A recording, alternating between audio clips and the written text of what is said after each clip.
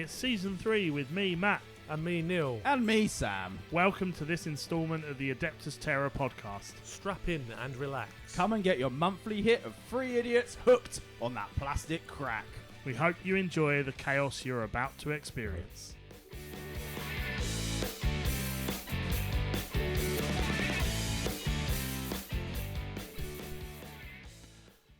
Hello and welcome to episode 11 of season 3. I'm Matt. I'm Sam. I'm Neil. Oh, I that's literally sound really terrible, but I'm not. I'm okay. Oh, you sound all right now. That I'm Neil was very coldy fluey. Neil. Sit over there. Stay back. I feel like my nose. I've just unblocked my nose and it's just gone. Oh, right. Okay. Yeah. Stay over there. Yeah, you stay far away. We'll hand sanitize him. It'd be fine. Yeah, just rub him down. Rub him down. Rub him down. Yep. Rub me down. Rub him down with hand sanitizer. The burn. The burn. It's like when you, It matches that gift, Matt. Talk about the burn. You know when you use is it the minty Tea body tree. wash? Tea tree oil. body oil. Yeah, tea tree oil. Oh, Body what? wash. Yeah, the mint one. Yeah, just the tingling. It burns a little bit too much. Wakes you up. It doesn't. But ring sting. Just right on the gooch. Right there. Right on the taint. You need a bit of waking up. Well, what a great start. Talking of taint. I've been trying to buy Old Spice. Okay. Like, 'cause I feel like I'm entering my Old Spice sort of time of my life. Fuck off. Midlife. So where'd you buy yours from? Tesco. They tried to rebrand. Have you seen it? Like a lot of their adverts have got loads of. Well, no. They did one with a couple of different like grime MCs. Oh, really? Like yeah. They like really tried to go. We're young and cool and hip. I maybe that's it. Maybe it's the advertising that slowly got me. But I was in Tesco's. I've been to like 3 or 4 different Tesco's now. I can't find it. I was going to say, I don't actually think they have it in Tesco. So who the fuck sells Old Spice and where can I get some? Sainsbury's. Or the... Well, to be fair, it would probably be that demographic, wouldn't it? Or the supermarket we shall not name. Lidl? No, his old employer. Oh, right. Are you still not allowed back within 100 feet of any store? Pretty much. Just caught you raw dogging a forklift. Yeah. We'll go. It was a reach truck actually. What a wonderful tailpipe. We won't go into that debate about whether it's a forklift. So yeah, if you know where Old Spice is sold, if you could drop me a little message to say where you buy your Old Spice from, and then you can go. So look at people like Mike, James, the old people in the. Yeah. And then Sam can go power. I just feel like Lynx is I'm not. Oh, you're not a teenager. Oh yeah, seriously. Exactly. And I feel like I've just reached the end of my journey with Lynx, and they seem to be getting rid of like the antiperspirant like version, having body spray, and I'm an old man. I need to deodorize. So I'm feeling Old Spice. Stench of age. But that being said, like I don't particularly know if I want like speed stick kind of. They sort of do like the kind of like pasty thing that you put on your body. I think it's more eco-friendly and less bad for you with like silver nitrates and stuff like that. But I don't know if I'm ready for. Proves you're not a vampire. Stick. If you're not a vampire, maybe. But then maybe I am. Oh, that might be why it burns then. Yeah, maybe that and tea tree oil. Way to get rid of vampires. No, it's just anyway. That's just the mint. Anyway, enough of nonsense. Actually, enough of nonsense. That's been the episode. Next month, Halby Hangout. We just decided, worked on our diaries, and landed on the 28th of December. By the time this episode comes out, the November one will be happening Sunday? It's the 30th, so not tomorrow. Yeah, it's the 27th this will come out. Yeah. So 30th of November, if you're eager listening to this in the first couple of days. But we also have our end of year hobby hangout on the 28th of December. It's from 8 p.m. We drop a Google Meet link on our Facebook and on our Discord. Come and jump in and say hello and do some hobby with like-minded people. It's always a good time. What else do we have to talk about? Tickets. Oh, scary. This is actually real now. Tickets for the Wrath on Havani Prime. This is our next and hopefully final event of 30k for the story of Hivani Prime. And tickets go on sale on the 1st of December for previous attendees of the Scouring, our last event. And they will have a 24-hour window to reserve their tickets, and then they become available to everyone else on the 2nd of December. We will post out social media links with all this information as well, closer to those dates, to give everyone the heads up on how to do that and when to do that. It will be first come, first served. You email us at the Adeptus. Kinda. What do you mean, kinda? First come, first, depending if I like you. Ah, true, yes. I'm not above. Yes. Well, they will never know if they're before or after someone. Exactly. So you can always jiggle a list. Yeah. Massage the numbers. No, we will be honest and open because I'm running this thing. Yeah, but I'm running the tickets part. That is true, yeah. So so bribes to Sam. I'm not against bribery or what's it called? What's it called when you're not very fair and just? Crookedness. Yes. Corrupt. Corruption. I am corrupt. Corruption in the system. Oh, exactly. No. Oh, no, the podcast has become tainted by the chaos. We're back here again. How did we end up here? No. So you email us at... Shut up. We email us at the Adeptus Terra podcast at gmail.com on the right day, at the right time, and that will go out to everyone close to the 1st of December. We've got 16 spaces this time around. There'll be 8 loyalists and 8 traitors. The pack is already out, so give that a read, see if it's something you want to do, get involved in, and then hopefully you will get a ticket and come along. It should be good fun. Tickets will cost £60. That gives you 5 games and 2 meals over the weekend. And payment for those tickets will need to be paid by the 1st of February. So you got time over Christmas to not have to find 60 quid on top of all the other payments. You can wait for the new year, but 1st of Feb we'll look to all reserved tickets being paid and cleared. And if they're not, then the next person on the waiting list will get a lovely email saying, hey, you lucked out, you can come too. So yeah, we're looking forward to the event. We're starting to really knuckle down and work on it. Certainly I have done some bits that I need to share with our 2 esteemed gentlemen that are sitting here. Cool. And they are here. It's you 2. Yes. Not other people. So yeah, we're looking forward to it for next year. Fair enough. Right. Should we jump straight into Legion of 3? I don't think I've got anything else. I've got something I want to interrupt. Okay, go on. What happens if, for argument's sake, we decide, the end of the world, Exterminatus, for argument's sake. I don't know what we're planning because I haven't read anything yet. I'm in the dark. Hang on. No. There was a very clear instruction to read the pack to make sure we were happy with it. Have you not read the pack? Oh, of course I've read the pack, but but all I'd say is that's no moon. Yeah, quite. That's no moon. But then we could go. It is a moon. We could go with fragments. Yeah, all sorts of fun stuff. Yeah. Who knows where the future holds? Have you played Space Marine 2 yet? I've played up to the mission with the lift. Oh, then no. I haven't got very far. You haven't got to the demon world yet? No, I have. I've got up to the bit with the lift. That's where it's going to next. For our narrative. No, that's where it's going to next. Okay. So not fragments of a planet. Well, you've seen the cutscene just because of social media exists. Oh, of course. Of Titus. Calgar turning up and jumping out the front of the... Dual fisting. Yeah. I'm going to be honest with you. No, I hadn't. Really? You not? Oh, no. it's so cool. That is giving me such a hard-on for it's like bolter porn at its finest. It's fucking great. It really is. It's something literally out of like... It's a scene you will certainly enjoy. Damn fucking spoilers. What? Yeah. It's a fucking old game now. No. Just find... Space Marine is an old game. Are you still playing Satisfactory? Yes. Right. There's your problem. There's your problem. And talking about problems, Legion of 3. Wow, you're really trying to keep us on track today. I am. Well, otherwise we'll be here all day, and we've got other things to go and do. What is there? What's wrong with you? What taint have you got? Productivity. It's weird coming from me as well. It's very weird coming from me. So, Legion of 3 monthly highlights as normal. We start with purchases this season. There's some other things on the list. When did you put your stuff in? Yesterday.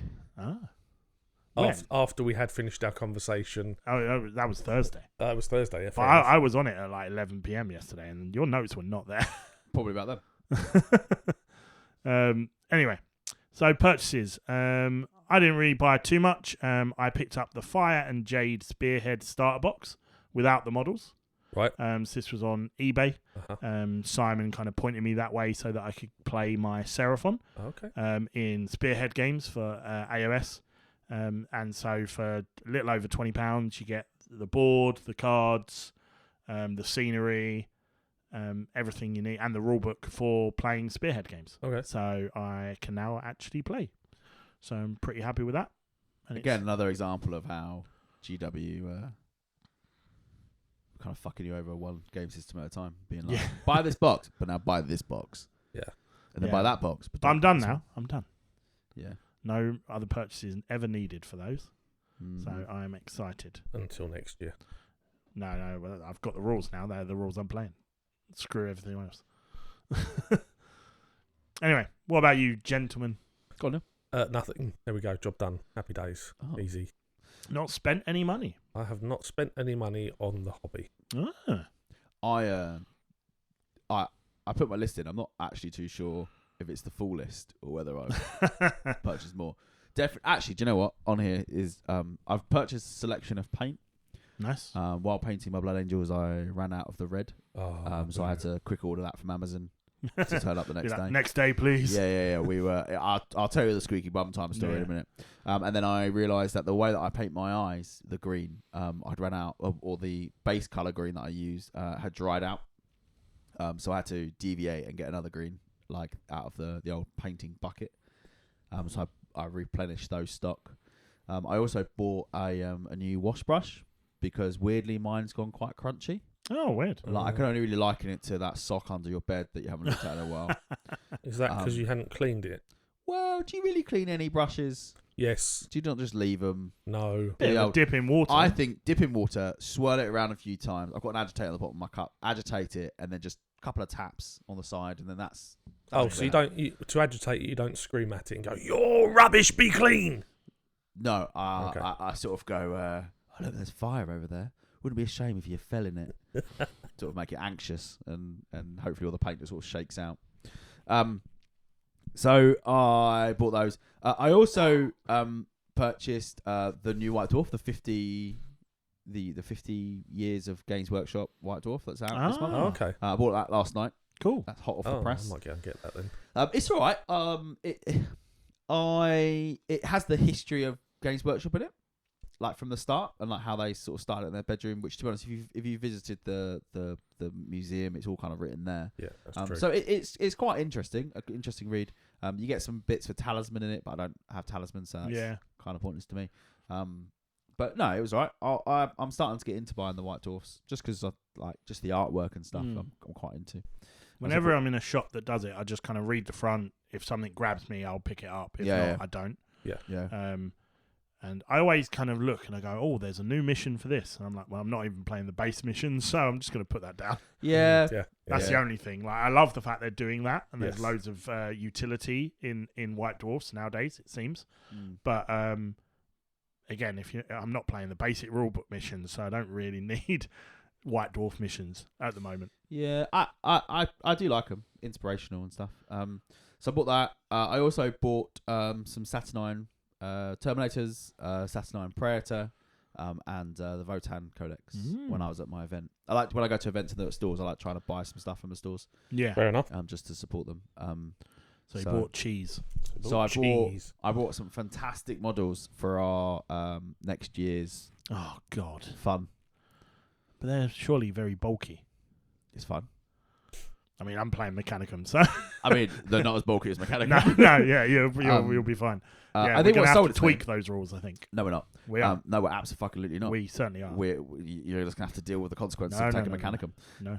Yes, we're not tweaking the rules. It's a narrative campaign. Exactly. So we should keep it narrative and that's not narrative. Rules. That's all right. Then my Leviathan could just barge through. No, that's why we're not tweaking the rules. No, we're not bringing going to tweak the rules. No, we're not. We are. We'll no. I'm going to end up writing them. So no. I'm the most experienced player here with the rules right now. So yeah, I'll write them. God no, I'll be fine. We're gonna play out the rulebook. It'll be fun.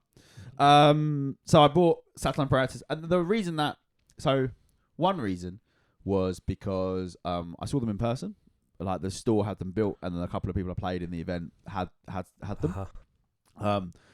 And because I was on the receiving end of them as well, I also saw how good they were. Oh, the subtlety of yes. I was like, well, that's brilliant. And also some of the pitfalls of my list that I took was the lack of the lack of ability to deal with Terminators or highly elite things. And I thought, what better way than just to shoot them from far away with plasma gnarly guns, plasma goodness. So yeah, I bought those. Why not just get Space Marines on with plasma rifles? They're not the same. Because these things are heavily tough and hard to kill. They are not the same, Neil. Okay. Also, they're not the same. Their saves are, it's like 2 up. Yeah, it's better. And they've got a massive power fist as well, which now it's not you're instantly going last with power fist. It's minus what? 1 or minus 3? Yeah. Probably 3. I don't know. It's That's a disruptor Probably power 4. fist. Probably 4 because 3's a power axe, so it's got to be more than a question. power axe. Actually, no. We can save this for games. Actually, thinking about it, yeah. Because I've got a couple of questions to ask you. Okay, sure. So that was what I bought. It was good fun. I'm pretty sure I bought some other stuff, but that's the stuff that I remembered. That's the stuff you've remembered. Cool. Yeah. And that's the stuff that counts. Exactly. Happy days. So, what have we worked on then? Some of those purchases inspired some hobby. Why do you want to change the ZM rules? I don't want to change the ZM rules. I think we need to look at the idea of the bulkies so that we can access our lists to actually fit the story we're going to tell. Yeah. Which models do you think are going to be a problem? Because it's bulky 8, bulky Leviathan. 6 in the you can't bring a Leviathan. No, isn't there like one where you roll? Yeah, but that's just one mission. Yeah, I know, but like if you rolled a 2, yeah, nothing in my army would be able to go anywhere. No, but it's not all over. It's not one rule for the entire board. You roll per tile. Oh, okay. So like you might have a tile you can't go into. Yeah. But like the chance of rolling a 2 on 16 tiles is true. not impossible. No, but not high. No. So that happened. That happened to me in one of my games. And the fact that my jump pack guys couldn't then go through that tile because it was a 2. Yeah, I mean, I like the idea of those things. I just want to look at them properly and make sure we're not going to have an issue. Yeah. Where when we've narratively chosen to have Mechanicum and then 2 legions. Yeah. And it's spoiler Mechanicum facility. Yeah. That all of a sudden nothing in the Mechanicum can go anywhere. And again, this is one of the 3. Which we might not even use. And we are going to be writing our own custom missions. I do think having the narratively driven restrictions make sense, and like having the limitation. The reason they're there is to limit people bring things like Leviathans. Oh yeah. I don't think we should like bend them so we can bring whatever the hell we like. Yeah. I just think we need to make sure that we're not like messing up the story we want to tell. Yeah. By just going, we'll play out the book. Yeah. Going, right, we'll play out the book, but maybe tweak this one thing, or not use that mission, or change that mission rule to be a minimum 3, or you know what I mean? Yeah. Tweaks rather than throw it out. Yeah. But yeah, so basically, this is all about. I just don't want a Leviathan. Neil. Well, I could still wander about on the outsides. What's the bulkiness of a Leviathan? I have absolutely no idea. Probably very high. Probably about 10. Yeah. We need to look at the rules. But this is all about our narrative campaign coming up next year that we're looking to play and utilising Sam's ZM board for a large chunk of it. So that's why we're discussing about all these things. 120 points. Neil, the reason you want your Leviathan is because it's less for you to paint. Damn straight. Just paint your army. I mean, just take his Saturnine and then you'll be fine. Because that's like 3 models in a unit. Up to 6. You can have up to 6, but at like 750,000 points. So I've done a list that they're in. I've got 4 in. It's 280 points. So is that what 4 standard Saturnine? 4 Disruption Fist, Particle Shredders, Plasma Bombard. Oh, 2 guns. That doesn't include the Praetor. No, the Praetor itself is 200 points. Yeah. Well, he's got a giant axe. It's fine. Hammer. I did see a really, really well painted hammer, which like glowing. It was It was a. It wasn't a salamander, was it? No. It was a Iron Warrior one, and it was like glowing orange. It was really good. That's generally what I'm going to do with the eventually with the Saturn I'm proud of for salamanders. Oh, I didn't know you did a salamanders army. No, they still not exist. Many people. Not many people got rid of them all. Sorry. Who in this room actually sells models, and who in this room doesn't sell any models whatsoever? I don't sell models. Yeah, most of the time you don't. You've sold some stuff. Only stuff I've not built. Yeah, but Neil just keeps hold of everything. Yeah. Just looks at it. I can look at the box art, brings me joy. Exactly. Giles knows what I mean.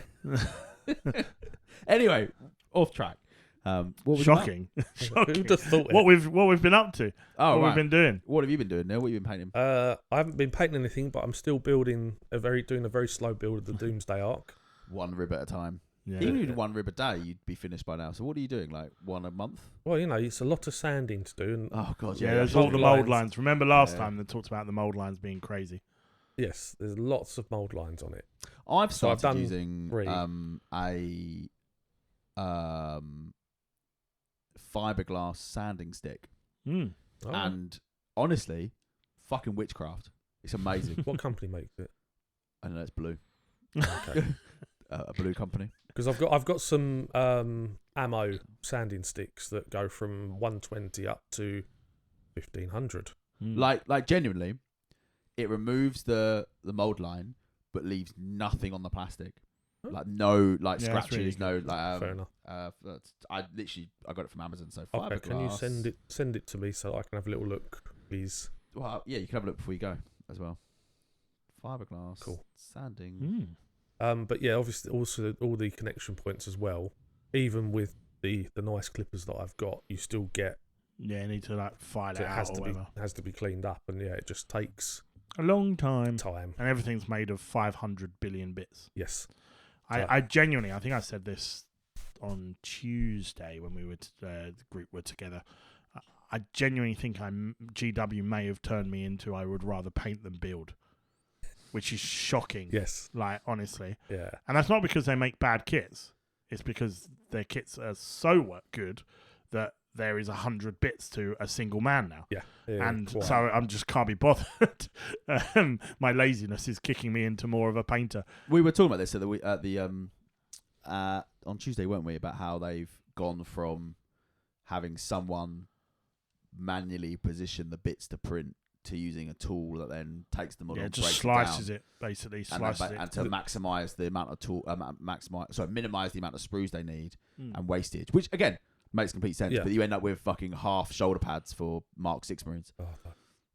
It's just so bad. Pain. Like whoever went, this is a good idea. Like fucking go and die. I don't mean that. I'm sorry. What? Yeah, fuck you. No, I don't mean that. No, that's not fair. Actually, no, fuck it. I do mean that. But yeah, so I built the rib sections, but I haven't glued them all together again. There's only 6 to do, but it's just so much. Like right, this grit now, this. Got to make sure I haven't got any marks left on it. Well, let me add to your lament. Do you want me to do it? No. I'll do it in 5 minutes. No, you're not touching it. I will add to your lament because I painted one model. Yep. And then the rest of my month has been building. It's been a light month for me, which isn't that unsurprising. But I painted my Phobos Lieutenant conversion for my Space Wolves. He's done. I just need to do the rust powdering on his base. And then fix that in place. What army? Space Wolves. Rust powder? Yeah, for the base. Oh, your base? I thought your bases were snow. No. They're all red Martian dust. Oh, to match your the rest of my Space Wolves. To match your mining board. Yes. Yeah. Okay. Cool. So I just need to do that. So I've done all the crackle paint, and so technically I could put him on a board and he's completely finished. No, fuck but no. But my last step is to put the rust powder on, and then use the pigment fixer. That dries. And then it dries looking very kind legitimate. Yeah. Can you not just use a bit of water? No, because it'll rub off. Yeah, but then you just airbrush over it. No. Well, only because I feel like I need to use some of this shit to make my tanks look better. Yeah, it's honestly great stuff. I'm guessing they do like a concrete dust one. Yeah. There's hundreds of them. Yeah, definitely. I've got 4 different rust ones. I've got tank track rust. Dark Rust, Medium Rust, and Light Rust. Which company? Oh, now you're asking. AK Interactive, I think. AK Interactive. I've also got their Streak and Grime as well, which is amazing. Sorry, just came to mind. I played Command & Conquer Tiberian Sun yesterday. Oh, It wow. was EA Sports. Yeah, Or it's in the EA, game. It's in the game. EA Sports. Sorry, EA are That was so evil. good. I remember that on Sega Mega Drive when I played FIFA Sega. 96. Yes, 96. Yeah, I think it was FIFA 96. EA Sports. It genuinely brought me joy. Put the cartridge in, wouldn't work. Take it out, blow on it, make it happy, put it back in, and then go EA Sports. Sega. Yeah. Oh, I need to get the Mega Drive back out. It's so good. Introduce my children to proper gaming. Yeah. Like Caleb is getting pretty decent at using keyboard and mouse now, Okay. which is really cool. Good. Oh, Sam. Yes. On the subject of games, whilst you're looking for whatever you're looking for, So I was looking at Concrete Pigment. Yes. we have found there's a demo of a dock game. Oh, good for you. Oh, no. You get to drive a crane. Oh, fuck's sake. What's it called? I think it's called Dock. I love that he's in. That's all you need to say. I just said, you can drive a crane. Yes. Yes, tell me. I like sim games. I do like sim games. Yeah. I can't stand. I could not drive the straddle carrier in it, even though I'm a straddle carrier driver. Go figure on that one. What's it called? Dock King, Dock Finder, Permission to Dock. That sounds sexy. Dockyard, Consent is important. Train Simulator, Docks, It Starfield. is it docking? Docking. No. Fuck's sake. Please tell me that's what it's called. I will find a name for you. Yeah, please. I'm interested to know what docking you do. I did some docking this weekend. Beep, beep, Oh Beep. God. beep. Anyway, Please carry on. so I painted a Phobos Lieutenant for my Space Wolves. And then I went, do you know what? I bought 4 Castellax last month, so I should probably build them. Yeah. Again, building towards a Mechanicum Force. I built 1 Castellax. It's called Docked. Docked. Okay. But yeah, I built 1 Castellax. Uh-huh. It was so unenjoyable. So genuinely just... It's by the same people that make... Farm Simulator? No, but the it's by Saber, so they it's by the same people that make the Roadcraft game. That you play. Oh no. Add to wish list. It's got a demo. Yeah, I've got it. I'm gonna add it to the Sorry, library. Matt, totally. Well, I've added it to the library. Children. It will download now. Children. Sorry, No, it's good. I like it. This does not bode well for next season. I will just say that. Where these headings don't even exist We need less anymore. structure. Yeah. that's what we need. So it was so unenjoyable to build, right? I just had the worst time building this Castellax. That after building that 1, rather than building the other 3, I moved to AOS. You heretic. I genuinely was like, screw this. I have a lovely spearhead box sitting on my desk, waiting to be built. I'm not touching another Castellax. I'm looking at these lovely new models and dinosaurs and lizards, and this looks fun. I started with the terrain for Spearhead, which is like L-shaped ruin, super quick, easy. Like did that, very quickly, and they look pretty cool. I then went, rather than building the boring little lizard men, I decided I'm going to start with the giant dinosaur. That was wrong. You should not have started with the giant dinosaur. So good. You should have started with the small with the little things. So No. That's your reward. No, I'm going the other way. Those little men are never being built. No, we'll get there. Hang on. So I built my old blood on Carnosaur, which was really, really fun. And he's part assembled. So the lizard man that's the old blood, who's riding the dinosaur, is separate. And his throne is separate, so I can paint that.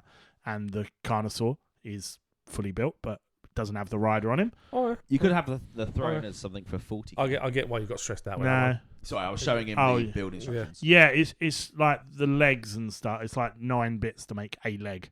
And you're like, oh. Yep. It's just unenjoyable. It wasn't hard. We'll put it this way. It's 1, 2, 3, 4, 5, 6, 7 bits to make a dark fire cannon. Yes. Something previously with resin was 1 piece. Which mine has. Yeah, but also the problem is the fact that you only get 1 in... You get one between two. You have to share the Darkfire. Yes, yeah. But I've got two. That's why I got 2 boxes, so I can get the Darkfire from the other set to build 2 with Darkfires, and then the other 2 will have the bolt I don't cannons. get it. I don't understand. What? To make you buy 2 boxes. The cynic in me exactly. says it's because they want to make you buy 2 boxes. Yep. The kind of like optimist in me just thinks that they're fucking morons and they don't know how to count. Like, I reckon it's a bit both. Like, it just seems stupid. You're making people pirate. Like, there'll be 3D print files for it. Yeah, I guess so. Yeah. Oh, there are. Oh, there are. Yeah. I don't enjoy, considering the legs were one part in the resin kit. Yeah, Like, I genuinely. Literally, it was feet, leg, groin section. The legs upper were torso. probably lower leg, higher leg, I would have thought. I don't even think they were. They might not have been. No.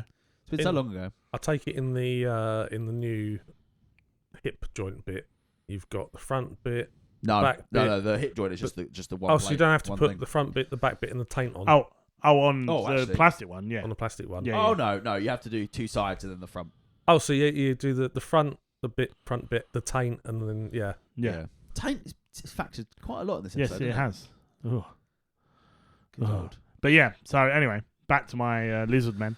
So I built the old blood on Carnosaur, and then I built the 3 bigger lizard men. So they're like kind of troll size. I don't know what and I can't remember what they're called because I need to learn the names. It's like all these Sans words and you are Tyranids. saying is I have no fucking clue. Yeah.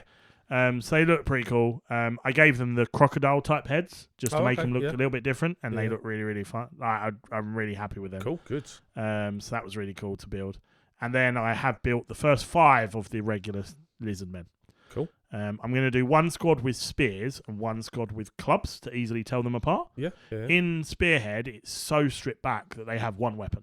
Right. So all of them will attack with the same stat. Uh-huh. And if you're playing Sigmar like fully, you probably need to think about whether you put a drum on them or a banner and all that just stuff. Because you can have instruments, and it's like putting vexillas and things on Space Marines. The drums make us fight harder. Yeah. If they do. Killing time with the beat boys. Yes, yeah. I just like, I'm looking at the kit. I just like how happy he looks playing his drum. Yeah. So I haven't built the one with the drum yet. I built the banner guy, but I decided I'd do 5 spears and 5 clubs, just so I can tell the 2 units apart really easily. Mm-hmm. And I'm sure that's a bad way to do it if I was playing Spearhead, but playing full Sigma. But I do not plan to ever do that. So it's fine. The spears are quite cool. Yeah, the spears are really, really cool. Quite a lot of detail as well. So like, I genuinely think I'm going to really enjoy getting them painted. So I'm looking forward to that. Nice. But yes, so and once I've built the last 5 little men, then I'm done and I'm ready to start playing and seeing if Spearhead's fun, which I'm looking forward to. And that's basically been my month. I have spent the last kind of couple of days where I can find space to write up a mech list using the units that I do have and the units that I think I want to include or need to include to kind of have a fairly decent list. I've not gone looking much at like optimization, just the kind of things that I want to include. It's coming together. The army rules for Spearhead, where are they?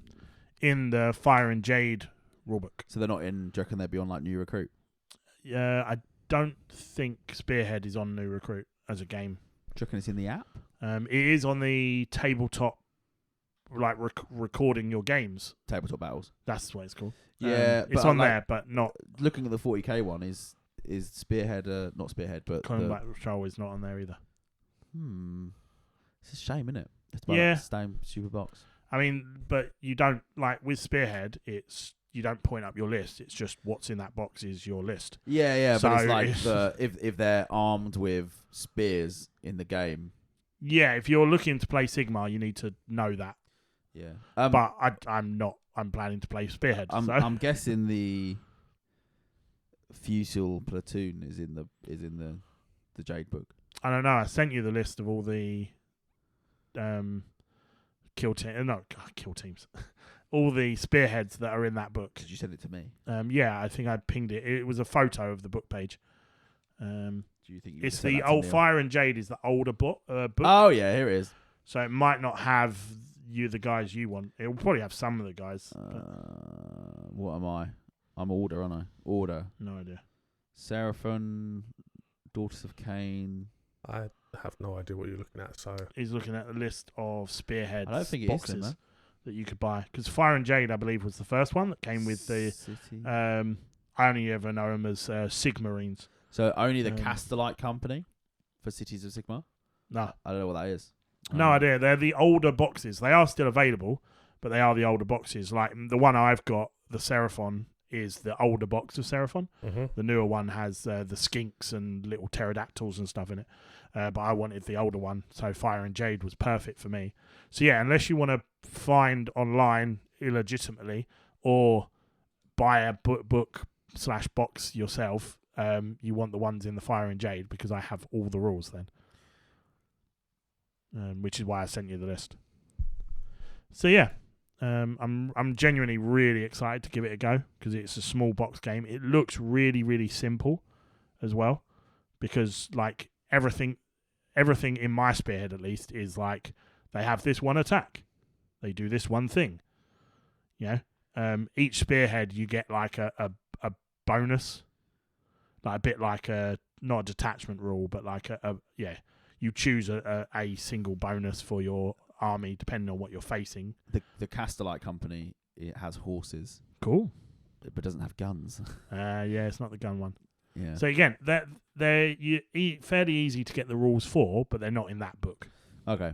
So I need to, if I'm going to do it by the book as well, then if I'm going to do those ones. I think that book is from the, for those newer ones, is in the next box set, which is like Sand and something. So that's the only thing.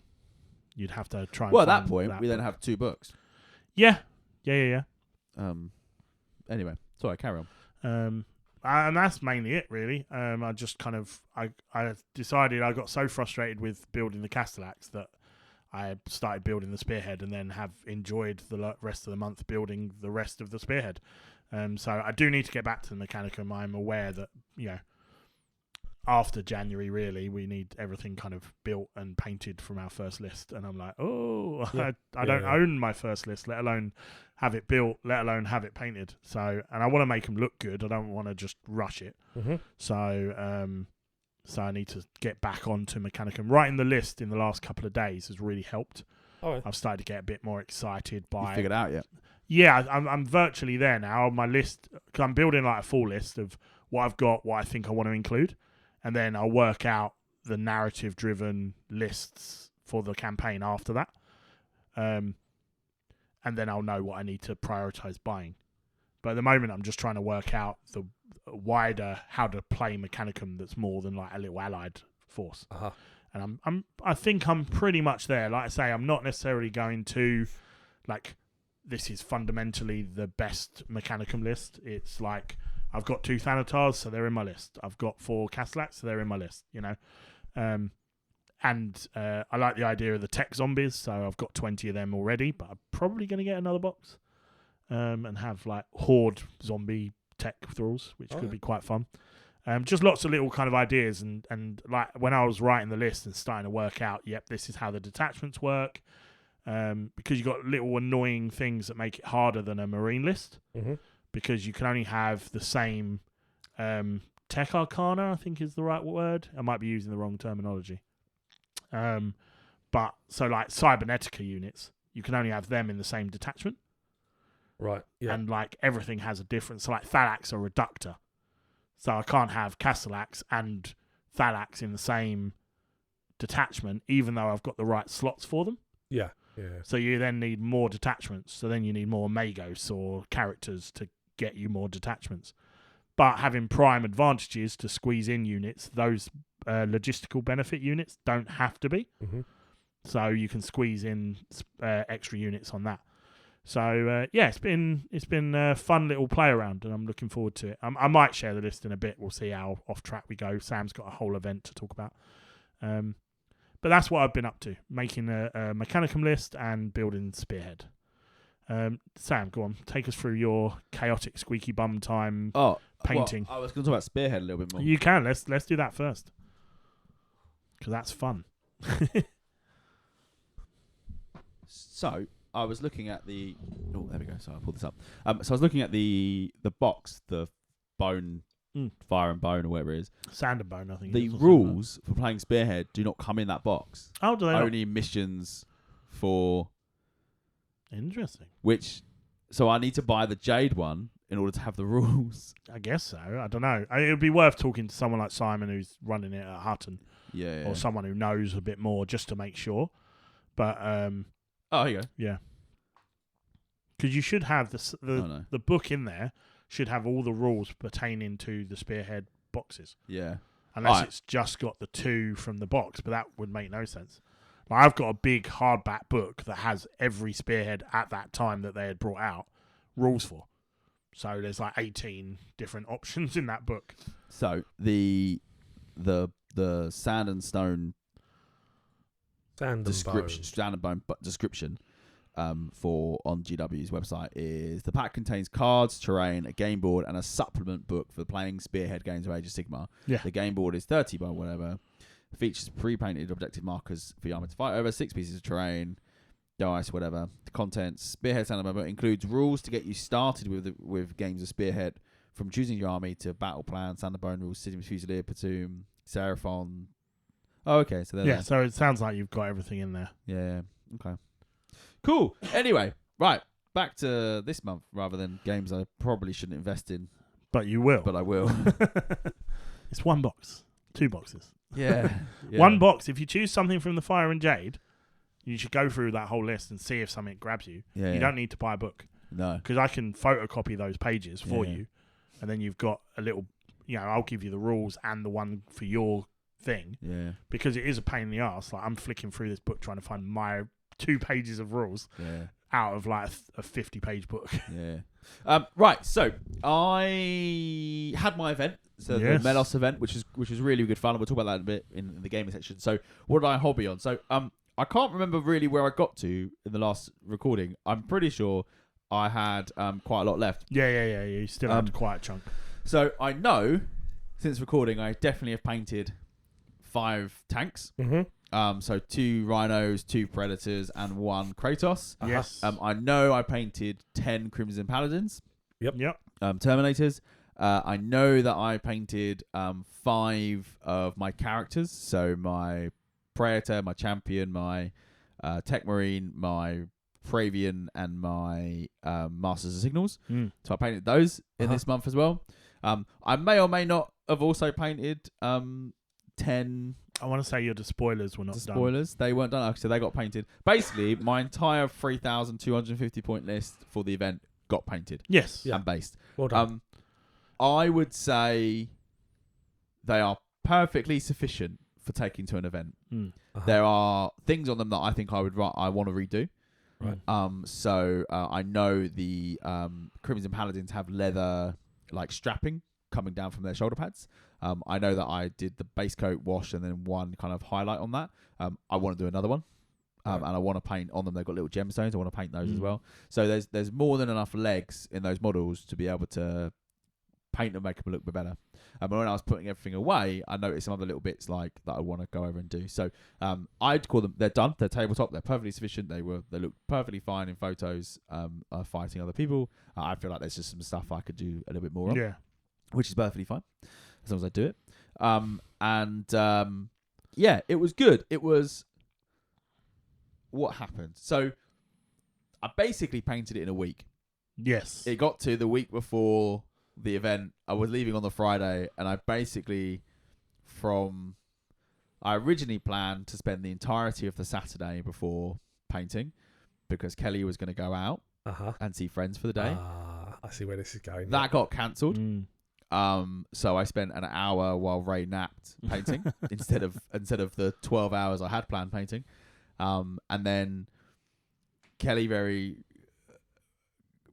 after a very stern talking to her about how this always happens when we get close to an event, she then was like, go and paint in the evening on Sunday. So I went and painted in the evening on Sunday, got a few more hours there. And really, I was just painting vehicles because I'd run out the red paint But I not painted. I mean, all of it was black. Yeah. Like it hadn't had any of the highlight, any of the red on it. Like I needed to airbrush. Like it was like it wasn't like I was in a position where they were red and I could just need detail.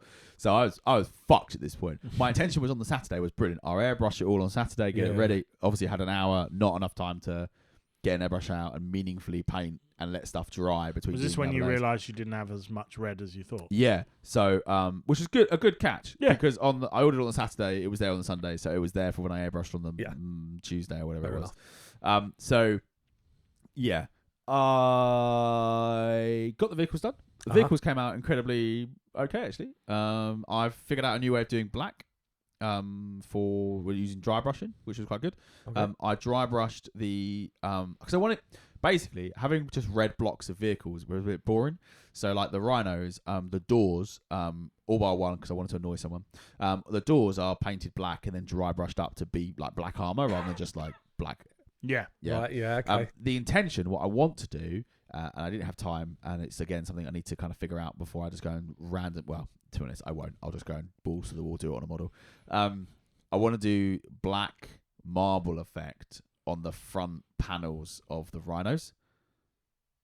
Right, okay. So I know how I'll do it. Spray it black, do the old baby white method, pull it out, spray it white over top. I know I need to do it. Well, that would be white marble, not black marble.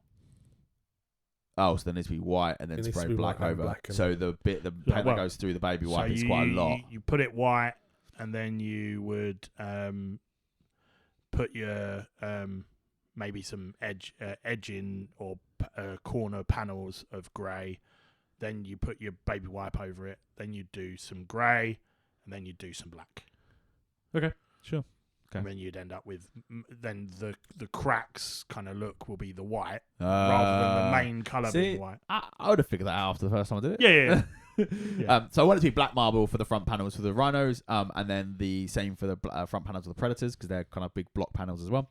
So I'll do that as a bit of a stretch, but the black on them is fine, and the treads are all black and stuff. So I've also found that I prefer dry brushing metal rather than painting lead belcher. Yeah. So I started dry brushing like onto the wheels and the guns and stuff, and actually it's so much darker than normal. And then I use Agrax over the top of it anyway to make it a bit more like a browny hue rather than just shiny silver.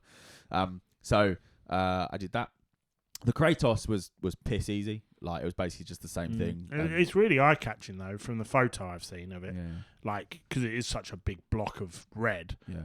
But with the pops of silver and stuff, I think it was the first thing my eyes were drawn to when you put that army photo up. Yeah. It is obviously the biggest model, so it makes sense. But it just it really showed off the red. Is what I felt like. Yeah. And I think that because it's quite big panels, that has the most like gradients of white on it, so that it is kind of more of a not just a flat red. There is a kind of a gradient. Yeah. So it did come out very well. So the Kratos was done. The Predators were done. The Crimson Paladins were nothing really to write home about. There was trim. So much fucking gold. And the worst part is the other day. What gold are you using? You still in G-Dub like Balthazar gold stuff? Well, I tried using Dark Star, of course, Regal gold, and then it just didn't come out very well. It was like a greeny gold, and I didn't really want that, so I just used Balthazar. And then a wash of make my models look better, Agrax Self-Shade. And it was alright. It was pretty good. Pretty happy with it. Nice. So the other day, I was having really worrying thoughts of saying maybe gold should be reserved for like the Predators.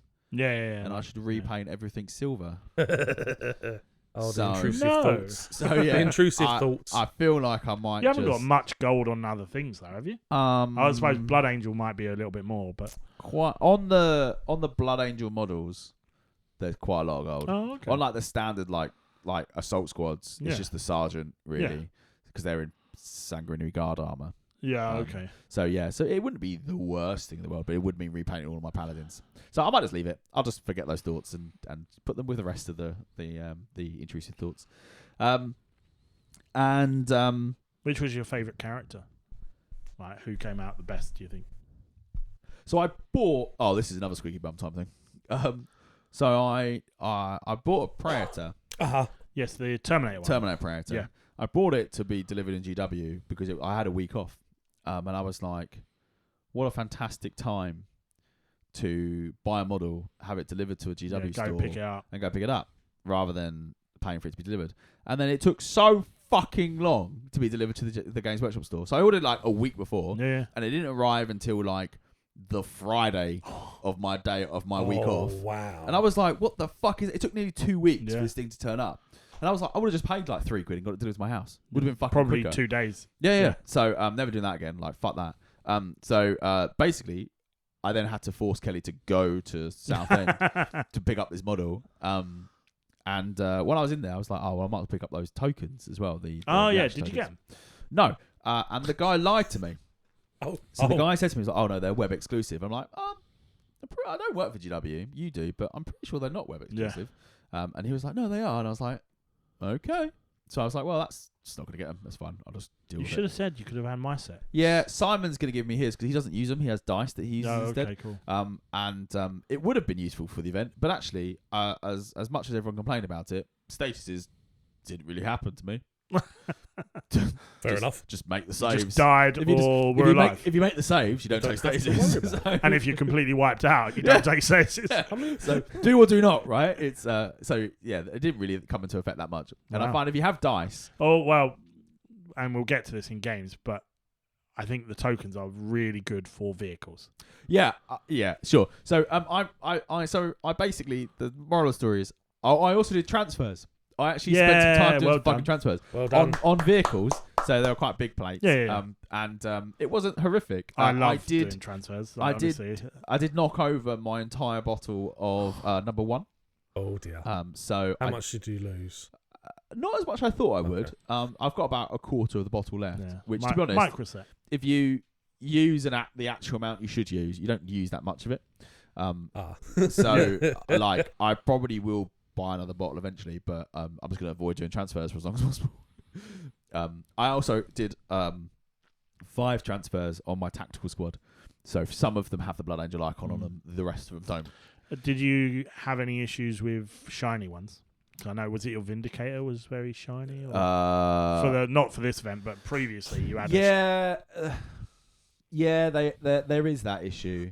The only way I think I'm going to get around it is if I matte varnish the army. Yeah. I was weren't you talking about doing some maybe oil washing? Yeah. So because what I tend to do for my transfers is I do it all before all of that stuff. Yeah. Which some people say don't do, but whatever. Whatever. And we don't listen to those people. But what I find is if you cover the thing in, because I don't do the whole pin wash, I will cover the whole model in oil and then leave it on for about an hour and a half before wiping it down. And that takes the shine straight out of all the transfers. Yeah, I do think I might. Yeah, they're not that bad, not noticeably bad. And I think it was that one tank was like quite bad, wasn't it? And I was applying number 2, which is what you're meant to do. And it just wasn't like that dissolves the transfer. It just wasn't really going away. Yeah. So I was like, I must have done like 4 or 5 layers of number 2, and it just wasn't doing anything. So I was like, well, I'll just won't do it then. I think obviously I'm not on number 2. Exactly. So yeah, moral of the story is achieve your dreams and paint a full army when you need to. Yeah. Because it's all painted. They're all based. They're all ready to go. Now I have like nearly 4,000 or 5,000 points Blood Angels. You hate your life for a couple of days, but it's worth it. Well, you say that. Is it worth it? It was worth it. Well, technically, it wasn't worth it, actually. But we'll get into that in a second. That's actually very true, yeah. That's a wonderful segue. So I went to the event. No. You talked about painting? We've got other media first. We can do it the other way around if it makes more sense. This is quite a good segue into it. Yeah, we'll do games first. And you're the only one that's done other media. Go on, tell us. What did you do? No. We're talking about games now. Okay. We'll do other media after. So I went to Melos. Melos was a campaign, an event. It was run by Barefoot Miniatures YouTube channel. I didn't realise that until I was there. I didn't realise that until afterwards. Yeah. So I went with Simon, who you've definitely heard speak about the gaming clubs, and I went with him. He organised it and basically was like, "Here, buy these tickets here, and we'll go to an event together." And I was like, "Brilliant!" So we all went. 4 of us went off to this event. Who were the other 2? Ed, yep, and Tom. So Ed plays, famously Ed plays Death Guard phenomenally well, but he brought Sons of Horus. And then Tom brought he's like Iron Warriors. Iron Warriors. I always have to think before saying Iron Warriors or Iron Hands. It's Iron Warriors. He's a traitor. Yeah. That's what you need to then Simon brought Mechanicum. Yep. And I took Blood Angels, obviously. So went off to this event. It's like the third in the series of Melos campaign. So Melos, essentially the background is that Melos is a Iron Warrior held territory inside their sort of like homeworld space area. And there's been big bit of conflict there ongoing. The last event ended by effectively the Iron Warriors nuking every battlefield and the world to like win. Kill everything off it. Exactly. Yeah. And they see it as a win. But it involved them killing quite a lot of the traitor forces as well. Which is quite key because it meant for this event, obviously there was like quite a lot of effects that were left over from that. So like we had the concept of zombies. Yes. And scared humans and stuff like that. And there was like dust dust nuclear effects, nuclear winter stuff. Also quite a lot of the forces that were traditionally traitor were actually fighting on the loyalist side. They turned because they'd been nuked by their own guys. Yeah, so which like is super cool. There was two Night Lord players that were going against. Yeah, and it's like we're loyalists, but we're just pissed off with the Iron Warriors. It was loyal. I'd say it was loyalist in like the broader sense. Yeah. And there was a couple of. So there was quite a lot. There was a few. Some Death Guard was also fighting on the loyalist side. So it was a little bit confusing because when you have to like the way that they do their pairings is they've got a big map. The loyalist or whoever is winning at the time places their models on the battlefield they want to play on, and then the opponents come along and go, right, yeah, I'll take on you. Oh, actually, because we were losing at the time, I think it's the other way around. Because no, it was we were winning. Anyway, whatever. The opponents come on and put the models next to the ones they want to fight. So it was slightly confusing because if you were a traitor and you'd go, oh, well, there's a Night Lord player there, but there were Night Lords that were on the traitor side still. So it was a little bit like, is that just someone put their model down there early and the loyalists haven't? And I feel like there maybe should have been a bit more governance around that. Or just a little slip that says your name with loyalist or traitor, and you put those down. There's a few ways you could have done it. The model thing is cool. So like people who have been before had specific models that were for those.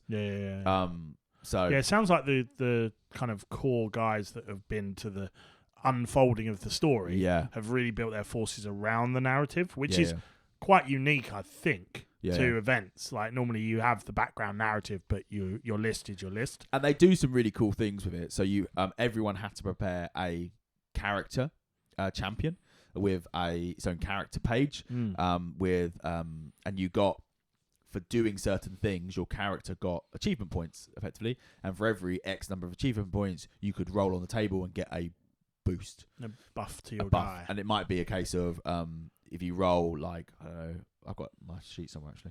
But if you roll some dice, you might get, like, improvement to your weapon skill. Or improvement to your leadership or your cool check or something like that. Or you can choose, or the opponent can choose if you roll poorly. So you could only go up 2 points like per one characteristic. Thing. But it meant you had like weapon skill 7 Praetors walking about.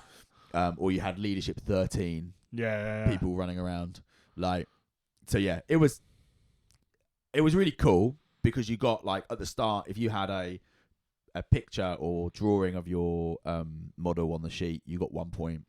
If you had a 150 word or more backstory for your Praetor, you got another point. That's so cool. Like, so it really made you kind of lean into that narrative, and it was all around like why are they on Melos, not like who are they and why they're on Melos.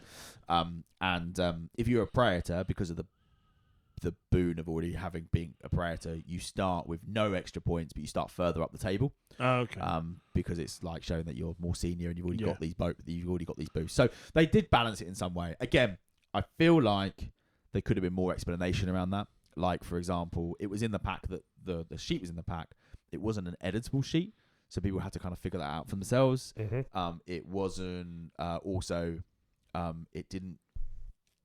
I had to read the WhatsApp group chat to figure out what I needed to fill in. Oh, okay. It wasn't in the pack very clearly. So I think there was some stuff around there they could have done a little bit better. All right. But again, this is all like the finer detail Yeah, of, yeah, yeah. and I think it's really hard, especially being guilty of it during our own events, of you have that assumed knowledge. Yes, so you assume that people understand what you mean, or you assume people will watch your videos where they've talked about it before, or you assume people. Yeah, will well, listen we to had podcasts. that with our most recent pack, because I spent a long time kind of researching and remembering what characters aren't available because they're dead. Because of the timeline, or they're elsewhere, or whatever else. And there's a list of Primarchs. Yeah. But then it was pointed out that because they're making a 2,500 point list, Primarchs are locked outside of under 3,000 point lists. Yeah. Which I hadn't clocked in this edition, because I haven't really played it that much. Yeah. So I was certainly like, not that size either. No. So I was like, oh, well, technically it should just say like all Primarchs. You can't bring all Primarchs. But people kind of know that anyway, because the rest of the pack says, follow the normal restrictions. Yeah. But it could be easily very confusing, because it's like, follow the normal prescription and restrictions, but you can't take these Primarchs. So can I take the Primarchs that aren't listed? Yeah. Even though it says follow. So we've kind of messed that up as well in this current pack. Yeah, and I think that's very easy. And as an event organizer, I think you just take that on. Yeah, you take it on the chin and carry on next time. So the format of the weekend, 2 games over two games a day, 2 days. Very kind of open. So 4 games. It's 4 games. Nice. It was very open because, like, I think this was probably the first event people have been to of the new edition. Yeah. The new edition isn't that old. So they were like, actually, we're going to start at 10. We're not going to have a dice down time prescribed, because we'll kind of figure out as people are going through. So if people are getting to like turn 3, then we'll go, right, okay, dice down in an hour or something like that. So they kind of let it play out a bit, which was good, because they also had a ZM section. So it was very, when going into the event, it was bring a 3,250 point list and also a 1,750 or 1,500 point ZM list. So you can switch in between. It was built in your 3,000. It had to come from the 3,500. So they were happy that if you had a Praetor on a jet bike, you could have a Praetor on foot who's just got off his bike. Oh, that's really cool. So that was well planned. It was like the idea that you should be able to bring a list from everything. They also said about any kind of hard restrictions, because at the time the rules hadn't been out. Any kind of hard restrictions you don't have to follow. So like basically just make it from the list you've got and put 750 points together from the list you've got. Don't worry if you haven't got enough Praetors to take that many units or whatever. Like, just bring it from what you've got.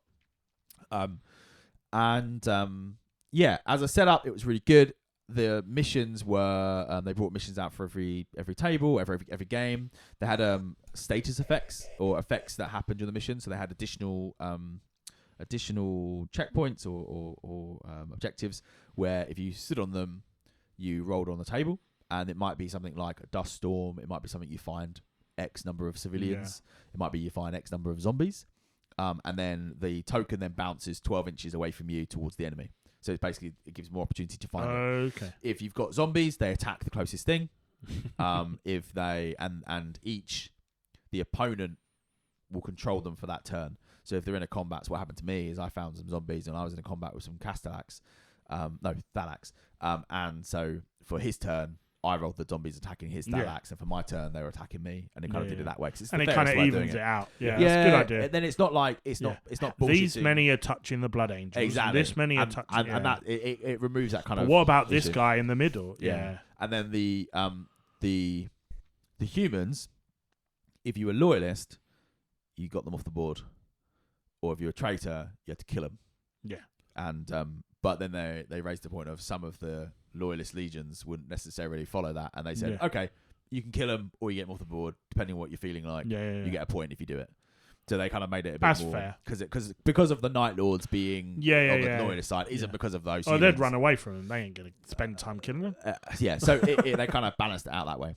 So it was a good event. It was a really well thought out. The narrative is well established for what they were doing and why they were doing it. And the historical versions, and their event pack was like 10% the event and like 90% narrative as all the lore stuff, like where we are so far. So I found that really hard in our one because it's the third event. Yeah. It's 2 pages of lore. Yeah. I I had to cut so much bits out to get to that. Well, I started reading it like 3 or 4 times, and then eventually I just fed it through AI and was like, give me a summary of the event, the lore part, the story bit. Yeah, and it did really good. It brought out the really good, all the key things, and yeah. So it was good. So my involvement. So I got there, and they had a slight issue with a traitor not turning up, or was running late, or something like that, something along the lines. So there was, so originally I was going to play with Simon against another opponent. Oh, right. And then I would do, what was it, 1750? He would do 1750. Would go against that. And then their subbing guy got there, so then that kind of stopped. And at that point, I was like, well, all the tables are taken apart from the ZM ones. Yeah, what am I doing? So I was like, well, I guess I'll play some ZM then. So I ended up playing Ed, who I went with. Oh, who, to be honest, I don't play. So it was perfectly fine. I don't go you to know Hudson. him, but you don't play him. Yeah, so it's it still wasn't like playing a new friend. Yeah. We was playing a friend because he was cool. But so I did that. And I've got to admit, going to the event, and at that point, I was really nervous about playing 3.0 because I've had like 5 games, and I know it's basically it's very similar to the previous edition, but actually I was quite nervous about it. Yeah. I didn't go into an event that said I see that there's an expectation on you to know your rules, know your stuff, 100%. Right? And I was like, I don't feel particularly shit hot on this, so I don't want to make it rude for anyone else. And I said that to Ed. I was like, look, I've played like 5 games. I know how to play 30k like normally, but anything like if I do anything wrong or I don't, you don't think what I'm doing is right, then please just call me out on it. And I don't want it to be like me fucking it up because I don't know. So yeah, it was good. It was really confidence boosting game. And I got to try the new ZM rules because they just come out. They were like, again, they were very much just play the rules out of the pack, roll for your mission. We're not going to do any random bullshit. It's just going to be standard ZM rules because they were new. They were like, we're going to see how it goes. We might get rid of these tables at the end of this if it doesn't really work out. If it's a bit of a shit one or it takes too long or it's too quick, we're kind of just almost play testing these rules in the event. And I was like, brilliant, perfect. So we played the rules. First impression of ZM rules, I'd say they haven't quite figured out the armies like Mechanicum. Yeah. And they haven't quite figured out the armies like Demons yet. Yeah. However, I believe they are not the final rules. I believe they are a stopgap until the Tactica comes out. The German with Tactica. like fuller. With the fuller rules. And these are like we said we'd get them out for November. We need to get something out for November or October or whenever it was. We need to get something out. So we're just going to put these rules out, like the light versions of them. Yeah. As a game, really, really fun. Cool. Like the way that they limit your movement, or if you move over it's like 9 inches. If you move over that 9 inches, you roll a test. If you fail that test, that model is dead. Okay. Like instantly removed. It's quite cool. Yeah. It's basically don't bring your jet bikes, don't bring your assault marines because they're going to get murdered unless you move a bit slower. So I bought my jump pack marines. Yeah. And I was moving 9 every time. And there was like 1 or 2 opportunities where I was like, I need to move 12. So I did it, and I think I lost like 1 guy. Not many. It was pretty lucky, but I'm normally pretty lucky when it comes to that kind of stuff. Yeah. So there's those rules. There's also rules about how to interact with doors. Basically, you can do an intelligence check if you're smart enough to open or close a door, or you can just assault it. So the first game, punch for it. The boards I played on, one of them was more of a traditional ZM with doors, and the first thing the Mechanicum player I did was like, I'm just going to go and blow up that door because I'm not smart enough to reliably open it. Yeah. So we went and just assaulted it and blew it up. So they have rules for that. Obviously, templates don't scatter. They stop at the walls. Yeah, like scary blasts are scary. Yeah. In ZM. They also a missile launcher squad would be disgusting. Well, you say that, and I'll go into that because I had a missile launcher squad of mine. We'll get to that. And they have this concept about there's a special rule for it, but basically stops you moving around if you're big units. You on the 2 of the rules or 2 of the missions, it's defined. Every tile represents a section in the map. The token or the objectives are very prescribed in where they're meant to be. In 2 of the missions, and they have if you're above bulky 8 in the outer perimeter, you can't be on the board. You can't enter. It's bulky 8, which to be honest is quite a lot of things are fine to be. Yeah, I mean, I don't think contemptors are higher than that. No, inside the inner 4 squares, the inner 4 quadrants, it's bulky 6. So bigger things can't get in there. And it's to represent the ceilings coming down, the limited space in the corridors, that kind of stuff. I kind of see what they're getting at. It's a really interesting system that they've put in place, rather than it being like a dreadnought can't walk through a single door, but is fine in a double door. They've got we've restricted that this. does exist still. I know it does, but they've like extended on that with this whole bulky system. So rather than just being like you can't bring a dreadnought or you can't bring a Leviathan, it's you can bring it, but it won't be able to move. Yeah, it can walk around the edges. Yeah. It can walk around the edges, or even worse, if it is, I don't think a Leviathan is over bulky 8. I have no idea. I haven't looked. But it can be deployed and then it just can't move. So. Yeah, you got a gun turret at that point. Yeah. And guess what? They exist, and they're less than bulky 6.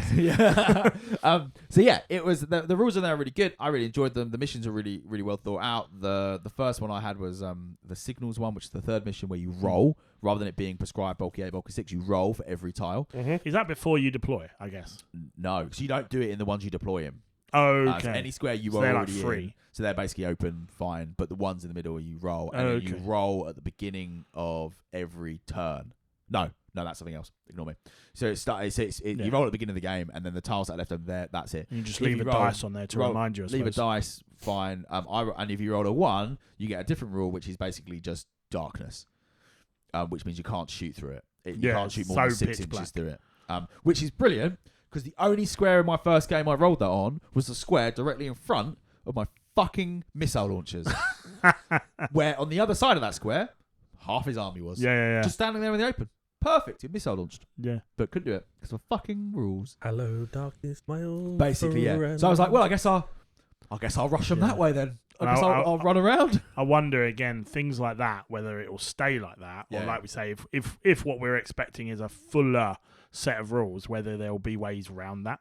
Yeah. Because I think of like Night Lords that live in darkness. Yeah. Would be absolutely fine to shoot through that, but then I doubt they'll do it that way. Yeah. Like, if you're a Night Lord, ignore this because then they become super powerful. Yeah. So I don't know. Like I could see that being either left and then being annoying. Well, I mean, you've got your special adapted. eyesight, right? Prey sight, is it?